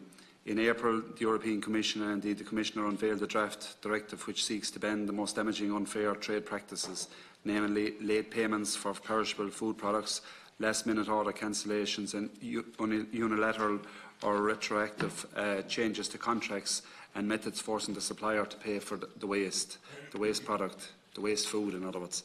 ICMSA have always believed that a properly functioning food supply chain in the EU is central to ensuring that EU farmers and indeed EU farm families receive a fair share of the final consumer price and that an income comparable with that of other sectors. It's in our opinion that farmers have consistently lost out The figures stack up. In 1983 there was 66,000 dairy farmers. Today there's less than 18,000. But this is due to concentration of market power and unequalling bargaining position amongst the various parties along the food chain. With the continuing growth and concentration of firms at the farm input stage, food processing and food retail, it has swung even more to the detriment of the family farm in recent times. The relatively vulnerable position of farmers in the food chain invariably means that we bear the disproportionate share of the risks within the food chain. The key to improving margins for farmers is to bring about a proper functioning EU food supply chain at processor and at retail level. This means that farmers receive a return that covers the cost of their production and leaves a reasonable level of income for the farm family. There's quite a considerable agreement right across the political spectrum in virtually every EU member state that the EU food market is not operating efficiently or fairly, and that farmers and consumers are both losing out, ironically. The proper functioning of a whole food chain in the EU is central to a favourable development of the market income of EU farmers, and addressing UTPs in the food sector is not an easy task and is likely to be an ongoing concern, particularly due to the likelihood of increased volatility, Brexit for example around the corner, in world agricultural markets, and increased emphasis on food security. We particularly welcome the acknowledgement of the draft directive that when occurring, UTPs can put operators' profits and margins under pressure, which can result in a misallocation of resources and even drive otherwise viable competitive players out of the business.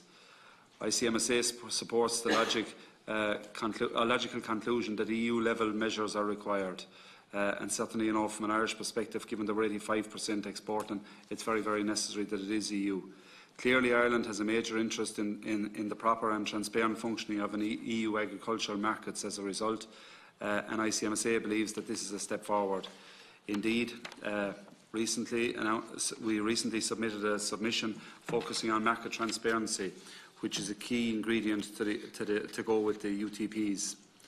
The Commission proposals to tackle unfair trading practices is a step in the right direction to ensure that fairer markets for farmers and address the current power imbalance. Regulatory issues can only be effectively addressed at EU level, given that many, if not most, of the major food retailing and processing companies operate in more than one state.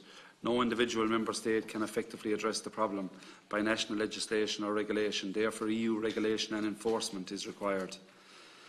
Specifically on the directive objective for the unfair trading practice, the EU Commission has stated in previous communications that tackling unfair practices in the business-to-business food supply chain stated that the increased concentration and vertical integration of market participants across the EU have led to structural changes in the food chain, and that's very evident.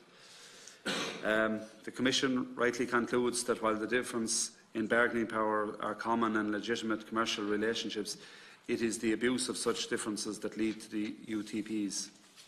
The four practices as outlined should lead to more equality in the supply chain if implemented correctly. The UTPs has gained much notoriety within agricultural sectors, and its use for products such as milk and vegetables as loss leaders for retailers to gain market share.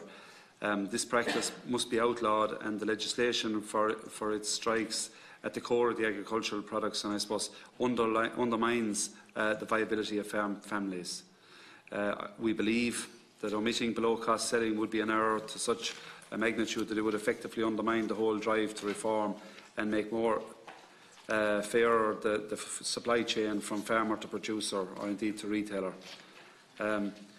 Obviously, UTPs is a win-win for retailers. They don't carry the loss for below-cost food because they just drop back the price to the food producer or supplier, and ultimately, I suppose, back to the primary producer. They'll win with the benefit of footfall in sales of other items. Below-cost selling is not just an unfair trading practice, it's a sheer abuse of the dominant corporate retail power that is known as unfair trading practice. Additionally, I suppose new laws relating to unfair trading practice in the food supply chain should not add an additional bureaucracy, because that's critical, bureaucracy layer upon farmers, and that's absolutely critical. The EU and Ireland should note and consider the French legislation called the Field to Fork review, which is a response to the fact that farmers bear the brunt of price wars between retailers. Under the legislation, French government will be allowed to raise the threshold between the retailers which cannot sell products. The increase in the resale below-cost threshold caters for the inclusion of additional costs such as retailer logistics and staff. The bill also empowers the government to curb promotional offers. Retailers will not be allowed to discount products by more than 34% of their value and sell more than 25% of their products' volume in the promotional offer. ICMSA feels that the proposals outlined in the draft document must be implemented with a view to improving the overall market information in food production. The draft directive must broaden its remit to include more market transparency, monitoring and ensure that these objectives are being measured and implemented. Effective monitoring of the food sector to ensure proper functioning and competition requires detailed data and information, including the direct monitoring and publication of margins of large food companies and particular production lines. We also have some concerns in relation to some specific parts of the draft directive, and in this context, we feel that it is right to outline for the committee. ICMSA has concerns for farmers and their product purchasers that contract law may supersede this directive and make some of their proposals null and void. For example, we have concerns over Article 3 and the payment within 30 days or 1 month. Our members feel that they are disadvantaged under this proposal and feel the timescale should be shortened to 20 days at a maximum, or that the products producers should not be allowed to increase their payment interval to 30 days. In relation, I suppose, we talk about UTPs, but in relation to the QPS within the beef industry, we believe that it is within these articles to contest the use of the quality payment scheme when there is no difference in quality. Obviously, I suppose the UTP, the draft certainly needs to be implemented with a greater scrutiny on the return, because it's very obvious the return to the producer. That's out there, very much widespread and readily available but for the process of the marketeer and indeed the retailer, Chairman. And, I leave it at that because we've submitted a broader spectrum which has been read before now. Thank you. Thanks very much, Mr. McCormack. Now, Ms. Graham now from Oireachtas, please. Thank you, Chair. Good afternoon, everyone, and thanks for having me. I'll try to be short and to not repeat to any great extent the good points already made by Pat and Joe. So I'd like to start by stressing that we at Oireachtas very much welcome this EU initiative to tackle unfair trading practices in the food supply chain. Farmer-owned cooperatives play an important part in this chain. They integrate the roles of producer, processor and marketeer to add value and increase the economic weight of farmers. We therefore support action being taken which will further protect farmers and their cooperatives and create a fairer and more equitable food supply chain. We wholly support the aims of the proposed directive, which seeks to prohibit certain UTPs across the EU. Many of these are practices which Irish cooperatives are still continuously subject to, both in Ireland and in our other EU export markets. We equally support the proposal to establish an independent regulator in each EU member state to act upon anonymous complaints and to address abuses through the use of sanctions, which is greatly necessary within our own approach. Additionally, with many Irish cooperatives exporting to other EU countries and beyond, the current landscape of varied national legislation and mechanisms to address unfair trading practices are a cause for concern. We find that the status quo provides inadequate enforcement and is contributing to a fragmented internal market. These features of the proposal are vitally important to ensure the directive addresses the pitfalls of the current varied and voluntary EU approach. However, I would like to highlight 3 aspects which we are particularly concerned with in the draft directive and which we feel need to be addressed within the final agreed text in order to protect the functioning of farmer-owned cooperatives and enhance the effectiveness of the directive overall. Firstly, the directive must protect cooperatives and respect their functioning, as farmer-owned cooperatives are themselves the most effective way of increasing the bargaining power of farmers, which is the ultimate goal of this initiative. The directive must take account of the unique relationship between a cooperative and its members, which is not simply one of a buyer and supplier, but one of a member, owner and decision maker. This is why we are very supportive of the proposed wording within the Council's negotiation position with regard to payment terms, which will protect the current structures within the dairy cooperative sector in Ireland. It introduces wording relating to instances where a producer does not provide an invoice to his buyer. Rather, as in our dairy sector, the cooperative provides an invoice to the supplier with an analysis of the delivered milk's contents. This new wording will allow for the continuation of the market-oriented and democratic price-setting structures within our dairy cooperatives, which is vitally necessary and greatly welcomed. Secondly, we wish to emphasise that unfair trading practices are unfair and damaging to all businesses, no matter their size. If a practice is recognised within the directive as being unfair and contrary to good commercial conduct, it should be prohibited in all cases. 90% of Irish cooperatives are SMEs. However, the remaining 10% represent the vast majority of the Irish dairy production pool. Therefore, in order to ensure protection of the vast majority of Irish dairy farmers, it is necessary to ensure non-SME suppliers within the scope do fall within the scope of this directive. Additionally, approximately 90% of retailers across the EU are SMEs and therefore excluded from the current scope of the directive. The size of a business should not entitle a buyer to operate using unfair trading practices. Additionally, I should add we are concerned about the impact on the competitiveness of SME co-ops that this current scope could have. There is little incentive for a buyer to choose an SME supplier over its non-SME neighbour if they know they will have more flexibility with regard to payment terms and be able to impose additional fees, for instance, within contracts with a non-SME supplier. In order to create a truly level playing field for farmers, cooperatives and their downstream buyers and prevent competition distortions, we strongly feel that legislation must be applicable to all businesses. Last but by no means least, ICOS has long highlighted the unfair trading practices Irish farmers are subject to by meat processors in this country, and in particular the penalties imposed by the quality payment system on more than 4 movements between farms prior to slaughter or movement within the last 70 days before slaughter, as Pat already mentioned. These issues are not addressed within the list of UTPs proposed by the Commission's draft directive. We call for the list of prohibited UTPs to therefore be extended to cover these practices, which are subverting the free trade of factory-fit cattle in Ireland, stifling competition and therefore hugely damaging the impact on prices of the entire livestock industry. We would therefore like to see a provision which is already included within the European Parliament report within the list of prohibited UTPs, which relates to the unilateral imposition of quality standards which are not based on current legislation, quality schemes, science or current practices, and which have a distorting effect on free trade. I'll leave it at that and I will welcome your questions. Thanks very much, Ms Graham. Now Mr Burke from IBAC in Retail Ireland. Thank you, Chair. Yes, I suppose firstly just an introduction. Retail Ireland is the representative body for the entire retail sector in Ireland, and its membership includes major supermarket groups, symbol groups and independent retailers. Retail is Ireland's largest industry and largest employer, with a presence in every city, town and village right across the country. The sector employs over 285,000 people while contributing over 7 billion or 23% of Ireland's total tax take each year. Retail Ireland and its members have some concerns regarding the effect certain aspects of the current draft EU directive on UTPs may have on the grocery trade and indeed on consumers in Ireland in the longer term. We believe certain aspects within the directive may have the potential for market distortion should some or all of them be introduced. Retailers in Ireland have been working closely and effectively with the Competition and Consumer Protection Commission and their suppliers to embed the grocery goods regulation introduced in 2016. This has been a complex, administratively burdensome and costly process. It is widely accepted, however, that this is the process thus far functioning well, and the commitment from all parties has been fulsome.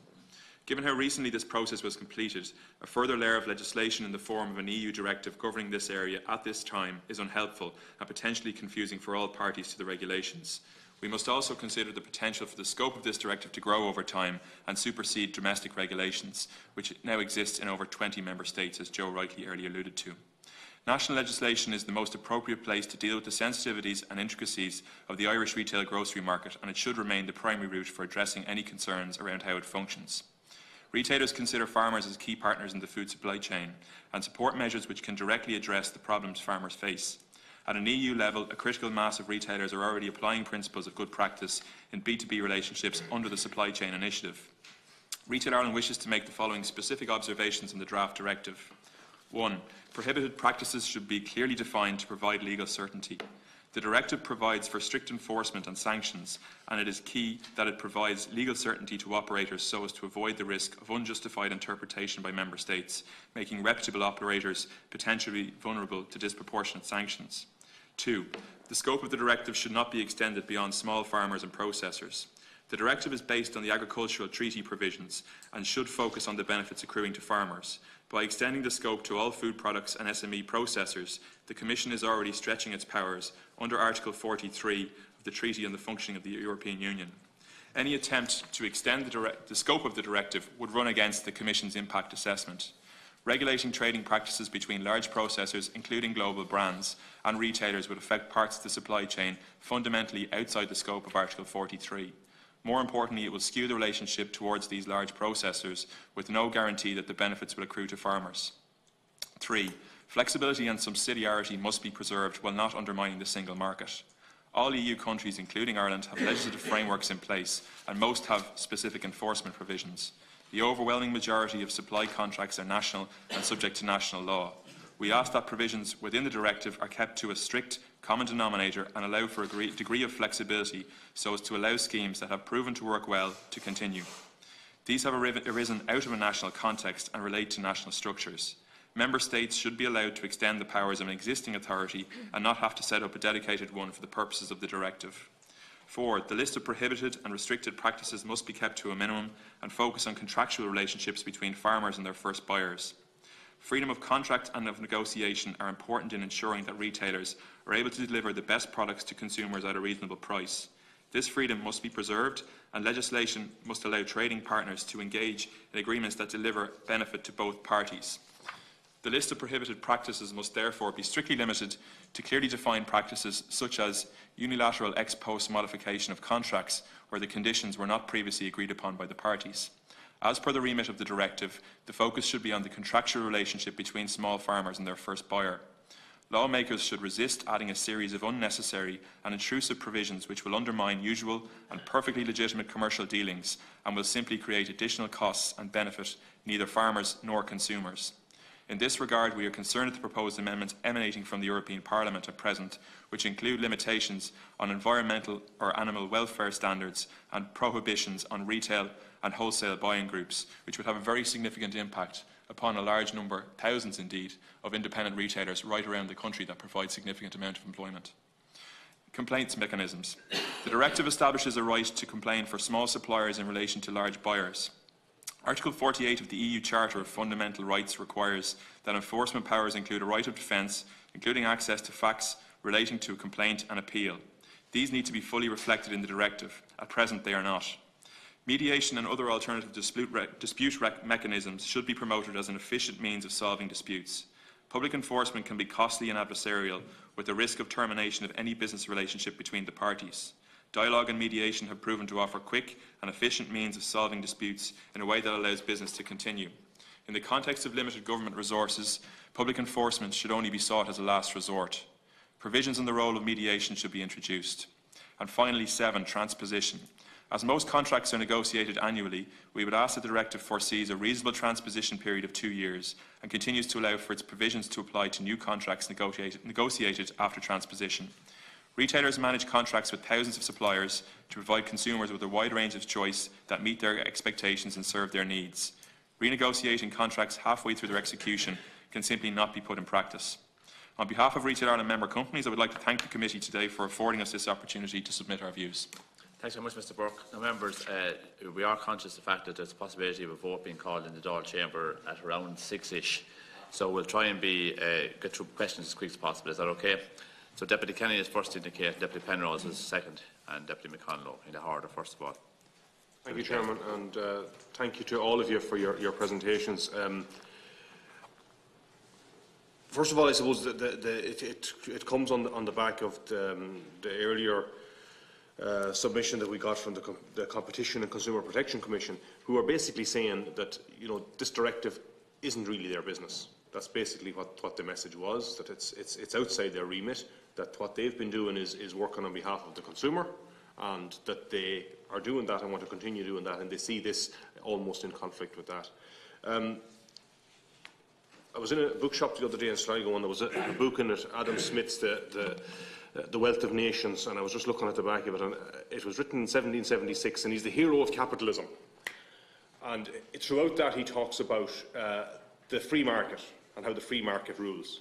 But he also, in every chapter, talks about how the firm hand of government has to control it. And how if there's one section in it, I remember reading it years ago, where it said that never did two or more merchants come together for the simplest of a conversation, but the conversation turned to fixing the market. And that government has to have a hand in there to make sure there's fair play. And, you know, ultimately that's what this is about, is that government has to play its role. And I think the EU is saying that through this directive, that government has to come in and has to make sure that there's fair play and that there's a decent price given to the primary producer. And that's, I think, what we need to do in all of this. And two of the things that are vital to it, and first of all, is the contracts. And contracts is mentioned both from a retail perspective, and I understand retailers have to have contracts, but very often we find the problem is there isn't a contract, or it's a very loose contract that they can get out of. I think one of the things that needs to be in this going forward is that that needs to be tidied up. There needs to be standards put in place, that contracts are something that cannot be wriggled out of as easily as they have in the past, and can't be as loose as they have been. The other issue is in regard to making sure that the primary producer gets a fair price. And if the primary producer is going to get a fair price, it's about the market, of course, but it's also about ensuring that society in general, the common good, is served. And if the common good is going to be served, obviously the thousands of farmers we have in this country that produce an excellent quality food need to be able to make a living. That's the common good. And I think that's really what this needs to be about. The questions that I have, by and large, have been answered in your submissions. I think that really the issue here is that we need to support the concept of having a directorate set up which will pursue this solely on the basis of looking after the interests of the common good. And if it's going to look after the interests of the common good, I think the retail sector will be well served as well. But I don't think there should be the resistance between the two.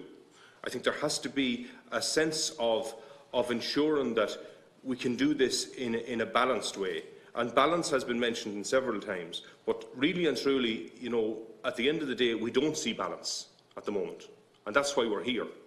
And in many cases, if we're going to move forward, we have to recognise that.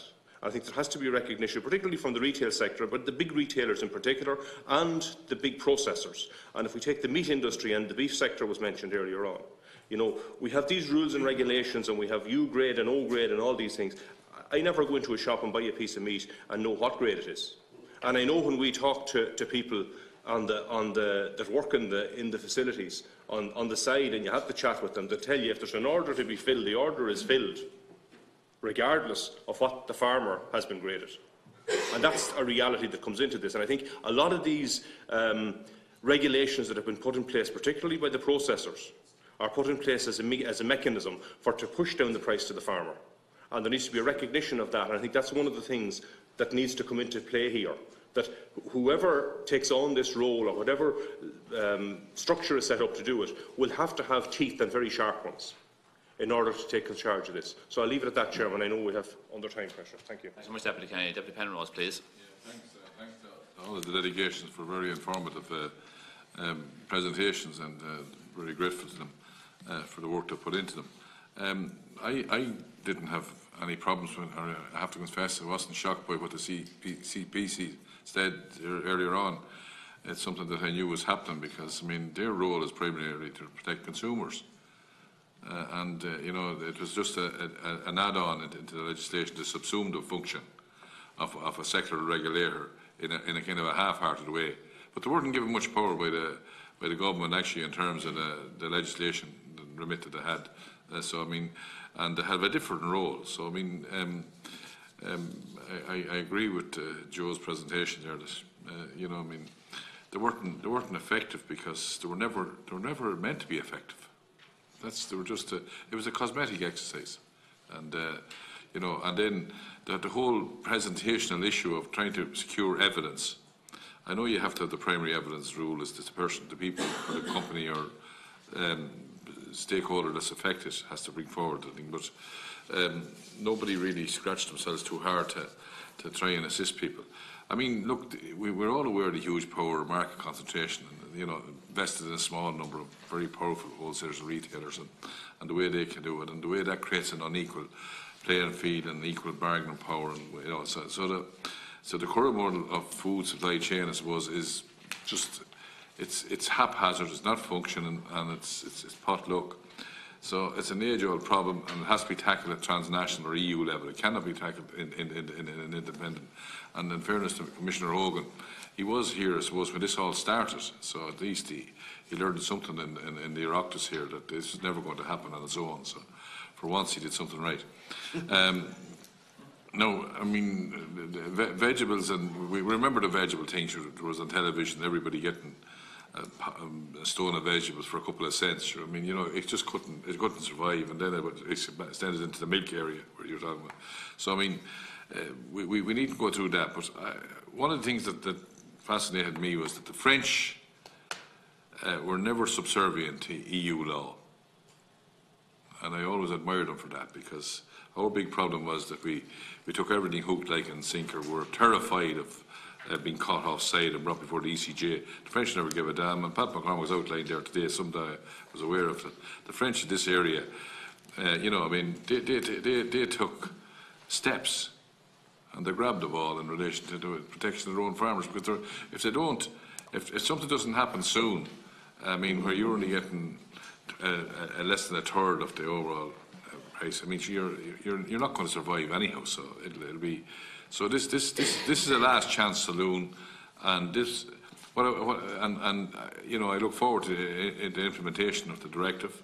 It should have direct effect, so there should be no pussyfooting at all. It should penetrate right down to the legislative chambers here, and there should be no diversion.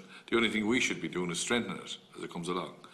I just, in relation to the, do I detect, or possibly, I understand where Oireachtas are coming from, because I suppose they've been faced. But you see that model that maybe you're coming at it from a different perspective. We're coming at it from the agricultural perspective, very, very strongly. And I understand that you don't want to be loaded out with another layer of overweening bureaucracy in terms of the various issues, the 7 points you set out. You have merit, but I just want to know: is there a difference of opinion between ICOS and two farming organisations as to how far this should extend? Do I detect that? Because I do know that both farming organisations, I thought, were one that should extend right through the cooperative movement and right through the full supply chain. And does that include going down to the cooperative movement, even though the farmers are members of the cooperative movement and making a decision at that level? Does that create a difficulty, or is it just me misreading the situation, or what is it? Maybe you could reply to that, because I think both farming organisations in the presentations made references, some of them fairly direct and others oblique, maybe to that point. But I'd like to just clarification on that, because maybe it might create a little difficulty in terms, let's say, of the ICOS model that they have set out there. That may be an issue that they may find difficult to implement in that regard. Thanks, Deputy McConalogue, please. Yeah, thanks, Chairperson, and thanks to all the organisations for coming in and making very coherent presentations as well. I think from members of the farming community looking, engaging in this process and asking what is it ultimately going to mean for them, and I think they will welcome the fact that the overall objective is to ensure a fair standard of living for agricultural producers, but of course it's how that impacts in practice which will be the key litmus test. And I think from the point of view of ourselves, being a primarily export-producing agricultural nation, it's key that the measures that are being taken are being done at European level, because domestic level is only a small part and small proportion of our overall sector. But in relation to, and I mean, the key recurring issues domestically here is the price, and I mean, two or three of our biggest sectors is our beef sector in terms of where farmers sell to the factory, the price that farmers are getting for milk, and then, I mean, and also say in scale sheep farming as well, in terms of engagement between farmers and producer groups and the factories. And I suppose the key question they will be asking is in terms of the impact of this directive and the market transparency aspects of it. how is that going to impact in relation to the relationship they have and the very imbalanced relationship they have with those that they sell their produce to at the moment, and notably speaking, for example, the meat factories. So in terms of how this is going to feed down and in terms of how it's going to benefit and ensure a fair price and a fair slice of the overall cake for the primary producers here domestically, do you see this making a real impact and actually changing that dynamic? And if not, do you feel is there additional steps which could be taken to strengthen the actual directive to try and ensure that it does reset that dynamic between farmers and the factories in particular? In relation to, and Alison mentioned in relation to the ICOS presentation, the 70-day rule and the four movement restriction as well. I'd be interested in further the other contributors' input in that as well. My understanding was that it was introduced initially in relation to the BSE, to deal with the BSE instance, but is there a particular need for that anymore, and would you perceive it as something which should be addressed? Thanks, Chairperson. Thanks, Deputy Cahill, please. Thank you, Chairman. I suppose thank all the groups for their presentation. I suppose the vast majority of us here in the room agree that something has to be done and done quickly. And, I suppose the question I'd like to ask is, do they feel that this proposed directive will go far enough to solving the problems of the primary producer? And I'd just like to address, a question to Alison there, to the ICOS representative. You take on the dairy side, farmers control the cooperatives. And still, especially in the liquid milk trade, when the battle starts for market share, they're in civil war with each other. And the only one that pays for that at the end of the day is the person supplying the milk. And like we've seen it, we can blame the retailer and say the big bad fella in the room is the retailer. But our cooperatives, which farmers own, go in there and cut each other's throat to get market share. And I don't see, this directive. I can't see that. I can't see anywhere where that's going to be solved in this directive. Meat factories, again, they're not farmer controlled anymore. I suppose farmers had a bad experience in the meat business, but the same thing happens there. And we see it whether it is here at home or out on other country markets. Our own factories competing against each other, and it is all about market share. So the President of ICMC, McConalogue, made a point there about promotional gimmicks, and I think that is something where definitely retailers in the past have managed to get serious concessions on processors. I think that is something that needs to be controlled and needs to be outlawed. Whether it is 25% free or buy 2 packs and get another one free. Again, that cannot, the cost of carrying that cannot be continued. But I asked the question, to the first group that were here today about the percentage that the consumer is spending on food compared to what they were spending on it 10, 15, 20 years ago. And, Mr. Burke here, for the retailers, is making a very strong point and, presented their side of the equation. But the reality is, in real terms, the primary producer is getting squeezed and squeezed again. And it's just not tenable going into the future. But there is things there's things on the producer side that have to be got right as well. And this non-ending competition for market share. It looks grand when you win a contract, but at the end of the day, it's at a serious cost, and the primary producer is the one that's paying for it. But I suppose I would like to ask both Joe and Pat, are they confident that this directive will do what we at this side of the table wanted to do, and that is to ensure a fair price for the primary producer?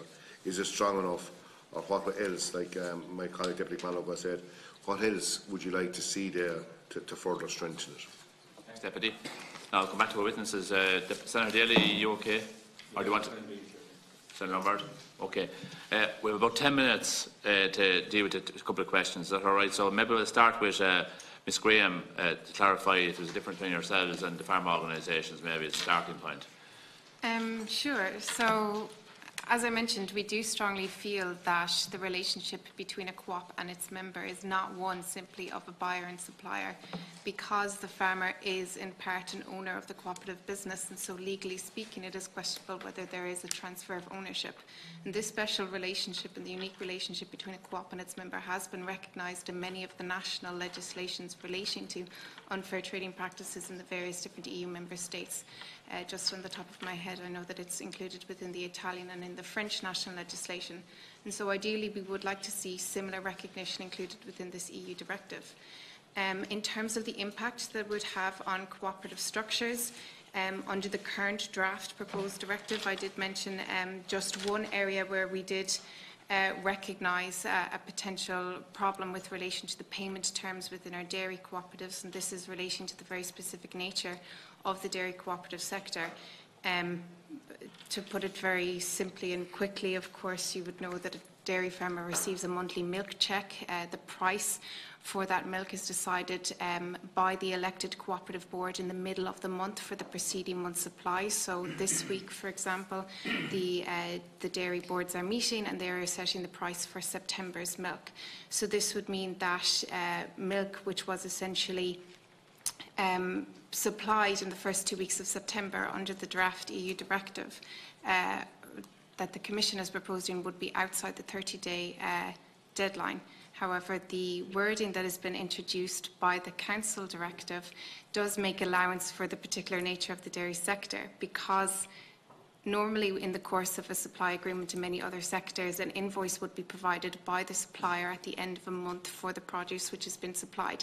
This doesn't take place in the dairy sector because the processor must do an analysis of the milk's content. So, for instance, the processor provides a receipt recording the volumes, the percentage fats and the percentage protein, which is the basis of the milk price, as well as an overall analysis of the milk's quality. And that's why there's no invoice provided by the producer, by the supplier, to the cooperative. Rather, it is the cooperative who provides the invoice to the supplier. And so because there's no invoice, this 30-day countdown begins on the date of the delivery of the milk, which would put this milk delivered in the first 2 weeks of the month outside the 30-day deadline. So this is why we are favouring the wording which has been introduced by Ireland within the Council's negotiation position, which simply just makes an allowance for this particular instance where there isn't an invoice provided by the producer, provided by the supplier, and rather it is the buyer who provides the invoice, and it basically allows for that 30-day timeline to begin at the end of the delivery, the month-long delivery period during the course of a supply agreement. Hopefully that answers that question. With regard to the 70-day rule and the 4 movements that was mentioned, so basically, again, to put it quite simply and bluntly, there is no quality reason as to why there is a restriction placed on the number of movements or a restriction placed on movement within 70 days before cattle is sent to a slaughterhouse. This rule is in place purely in order to distort trade and in order to stifle competition from our perspective. Basically, meat factories don't want to be bidding against each other around a mart in the last. Rather, they would prefer for cattle to be sent directly to the processors, and therefore they can set the price that way rather than risk bidding against each other, which would only serve to increase the prices that they would be paying for cattle. And that's why they have placed this limit on the trade of cattle 70 days before going to slaughterhouses, and that is the only reason why this measure is included within the quality payment scheme. But perhaps my colleagues would like to say something else on that. Lastly, with regard to the question on the liquid milk market, it's true that this is a highly competitive sector in Ireland. We would say that retailers are certainly able to take advantage of the competitiveness in this aspect, and if we did see higher standards that were applied to all suppliers with regard to what is acceptable within contracts and the prohibition of certain unfair trading practices for all suppliers, well then we would certainly hope to see that this would have advantages with regard to cooperatives and what they're able to get in their contracts in the liquid milk market. Thank you. Ms. Graham. Mr. Bucknell from the retailers, maybe you might give your perspective on some of the questions, please. Sure, I might just run through a couple of the points raised. I guess, look, firstly, I think in terms of Deputy Penrose's comments around the CCPC and their effectiveness or otherwise, I would caution against an early prejudgment of the effectiveness or otherwise. It's a set of regulations that have been in place for less than 2 years, have been reported upon once. That's your perception, Deputy, but at the end of the day, the law is the law. Perception, that's reality. The reality is that the provisions are in place. They're in place, but you're... Okay, Deputy. The order could be in place, you're not doing anything with them. Okay, Deputy, let Mr. Burke please. Ah, sure, look at it. I'm not going to... Please, Deputy, please, Deputy, please. Mr. Burke. If I may, just in terms of, it's too early to judge regulations that are in place 2 years. They've been reported upon once. We would suggest you give them the time, give them the space, and let's see what comes of them. Retailers have worked hard to comply. It hasn't been without cost. There's a very significant cost to the industry of about 100 million to ensure compliance. There's a risk officer that has been appointed in each of our member companies to oversee and make sure that they're complying with it. And retailers have been working with the CCPC to make sure that the rules that have been laid out, and as they are laid out, that they're in compliance with them. In terms of maybe some of the misconceptions around the retail sector in terms of our margins or otherwise, the traditional retail model operates on a margin of about 1 to 3%. That's vastly different to some of the very large multinationals and branded good companies who are potentially stand to benefit from the directive as it's currently structured. The proposal to extend the remit to all actors within the supply chain would significantly benefit those multinational companies who operate at 30–40% margins. And indeed, the relationship is very much an inverse one with those particular companies. So we would caution against that particular extension. I suppose the other points that were raised in terms of the relationship between farmers and retailers, I think it's been alluded to a couple of times, but it is worth pointing out that there is very often, in the vast majority of instances, an individual who's an intermediate between the two. The case where the relationship is directly between the farmer and the retailer is a rare one. About 5% on a European average of contracts are agreed directly between retailers and farmers. So there is a person in the middle. Usually a processor, usually some sort of intermediary. So the relationships are very rarely directly between retailer and farmer. So that needs to be borne in mind as well in terms of what's happening with the legislation. I suppose just a closing comment is that it's not in our interest that the retail or the farming sector is anyway disadvantaged or unsustainable. It's certainly not in our interest. We have a very good relationship, and each of our individual companies have spent a lot of time, money and effort ensuring that Irish produce is profiled not only here in the local market but also given an international stage in the UK and beyond. And that's something as an industry we're extremely committed to.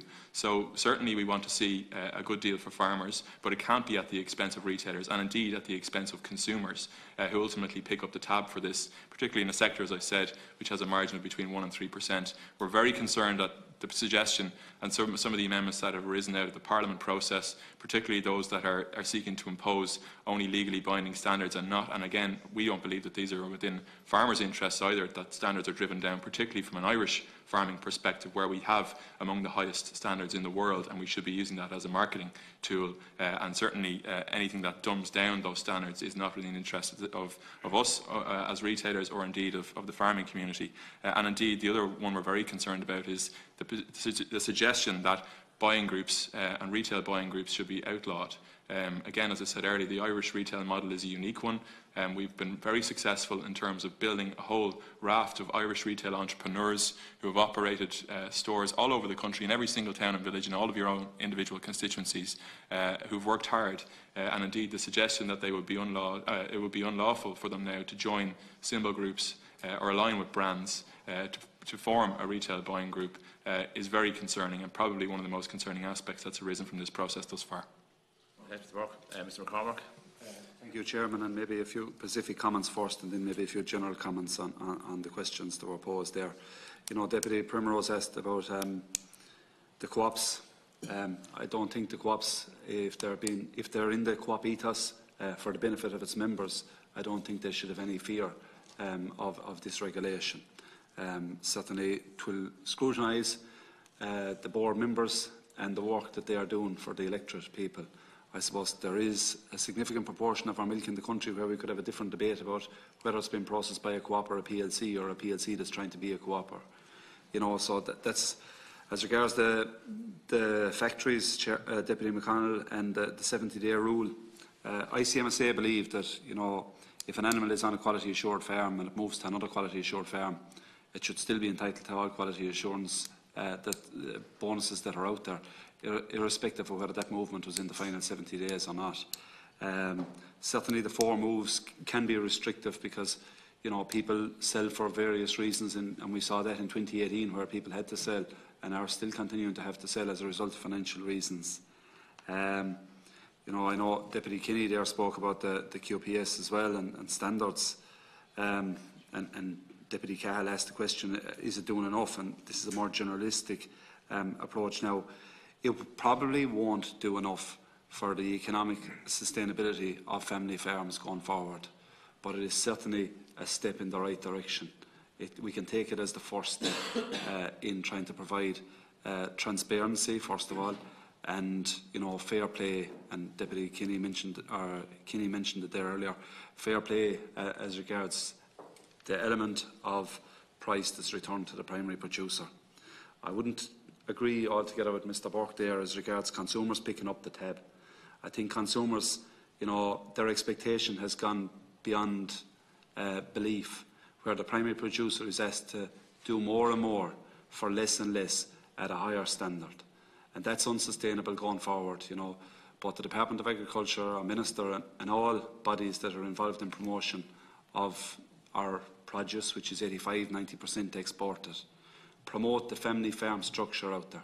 We don't see them promoting any other structure that's in agriculture other than the family farm structure, because it's the most sustainable from a political point of view, it's the most sustainable from an environmental point of view, but that family farm structure needs to be made economically sustainable, and the consumers of Europe and the globe need to realise that, and the standards that they wish for don't come cheaply. Thank you. Mr. Healy, now please sum up in your questions. Yeah, Chairman, look at the questions, they've really all been answered, I suppose. First of all, you must have bought that book, Deputy Kenny, because you read a good bit of it. You'd never have been left standing in the shop for that long. Time to read it. It's good though. It's good. It's good. Good lines in it. I think they were standard party issue. Okay, all right. So, look, just there was a point there, and I read out the line there in my presentation that we believe that the directive should apply to the full food supply chain. And, you know, that's a position that has been accepted as well by COPA and COGICA. So, you know, I think Alison has that covered earlier on. To Deputy Cal, you asked that question earlier on about the percentage. Our information is that there's, because we often use it, if you go back to the 1960s, there was 30% of the average household income being spent on food. Depending on where you are now in Europe, it's somewhere between 10 and 15% of the average household income being spent on food. And we've seen, apart from probably 3 very, very tiny increases in maybe 2011, 12 and 13, you know, the consumer spend on food has dropped.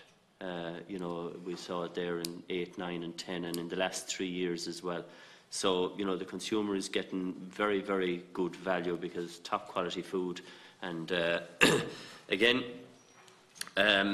just back to maybe what we refer to unsustainable discounting, you know, that's what we need to avoid. There's no need at times, whether it's on the milk or the vegetables, and we've seen that at various times during the year, particularly at Christmas. Didn't happen last Christmas, I think, in the veg, but the year before. That unsustainable discounting, it was said earlier on, it's kind of an insult to the producer, it's an insult to the food, and it does add to food waste. And, you know, while someone said earlier on that cheap food was good for the consumer, it's not really good for the consumer. You know, you'll put farmers out of business, you'll put businesses out of business, retailers out of business, because it's a race to the bottom. And we've spoken to retailers where they've said that there's no need for them to drop a price. They don't want to drop a price, but they have to follow the pack. And if there's one or two gone before them, they feel that they have to go there as well in order to maintain market share. So that race to the bottom isn't good for anyone. And, you know, we talk about many strands of sustainability, whether it's social, whether it's environment, but the sustainability of the farmer and the producer of the raw material has to be paramount. And we hope that this, and to borrow Pat's words, is a step in the right direction. It's not. It's a bit like the fodder crisis. You know, any one solution wasn't going to be the answer to all ills, but it's a good step in the right direction, and I think we need to ensure that we support it at all levels, whether it's at our level, whether it's at year level. And I think the important part is that there is a review of the directive after 3 years. So, you know, what mightn't be got right at the start, let's watch out for it and make sure that we get it right in 3 years' time in the review. Okay, thank you very much. I'd like to thank the witnesses for their presentations here today. Sorry for rushing you a bit, but as I said, we have a vote in the next couple of minutes. It's been a very interesting conversation. I think it's the beginning of this conversation as well as we move forward. It's the process that this committee, as I said, a previous committee dealt with this issue 4 or 5 years ago now at this stage, and Deputy Penrose's previous committee before that again. So it's an ongoing discussion, a bit like Coronation Street, is to be continued. So I think today's conversation has been very good. Thank you very much for your presentations today and your attendance. There's no further business. The meeting stands adjourned next Tuesday, the 23rd at 3:30 p.m. Thank you very much.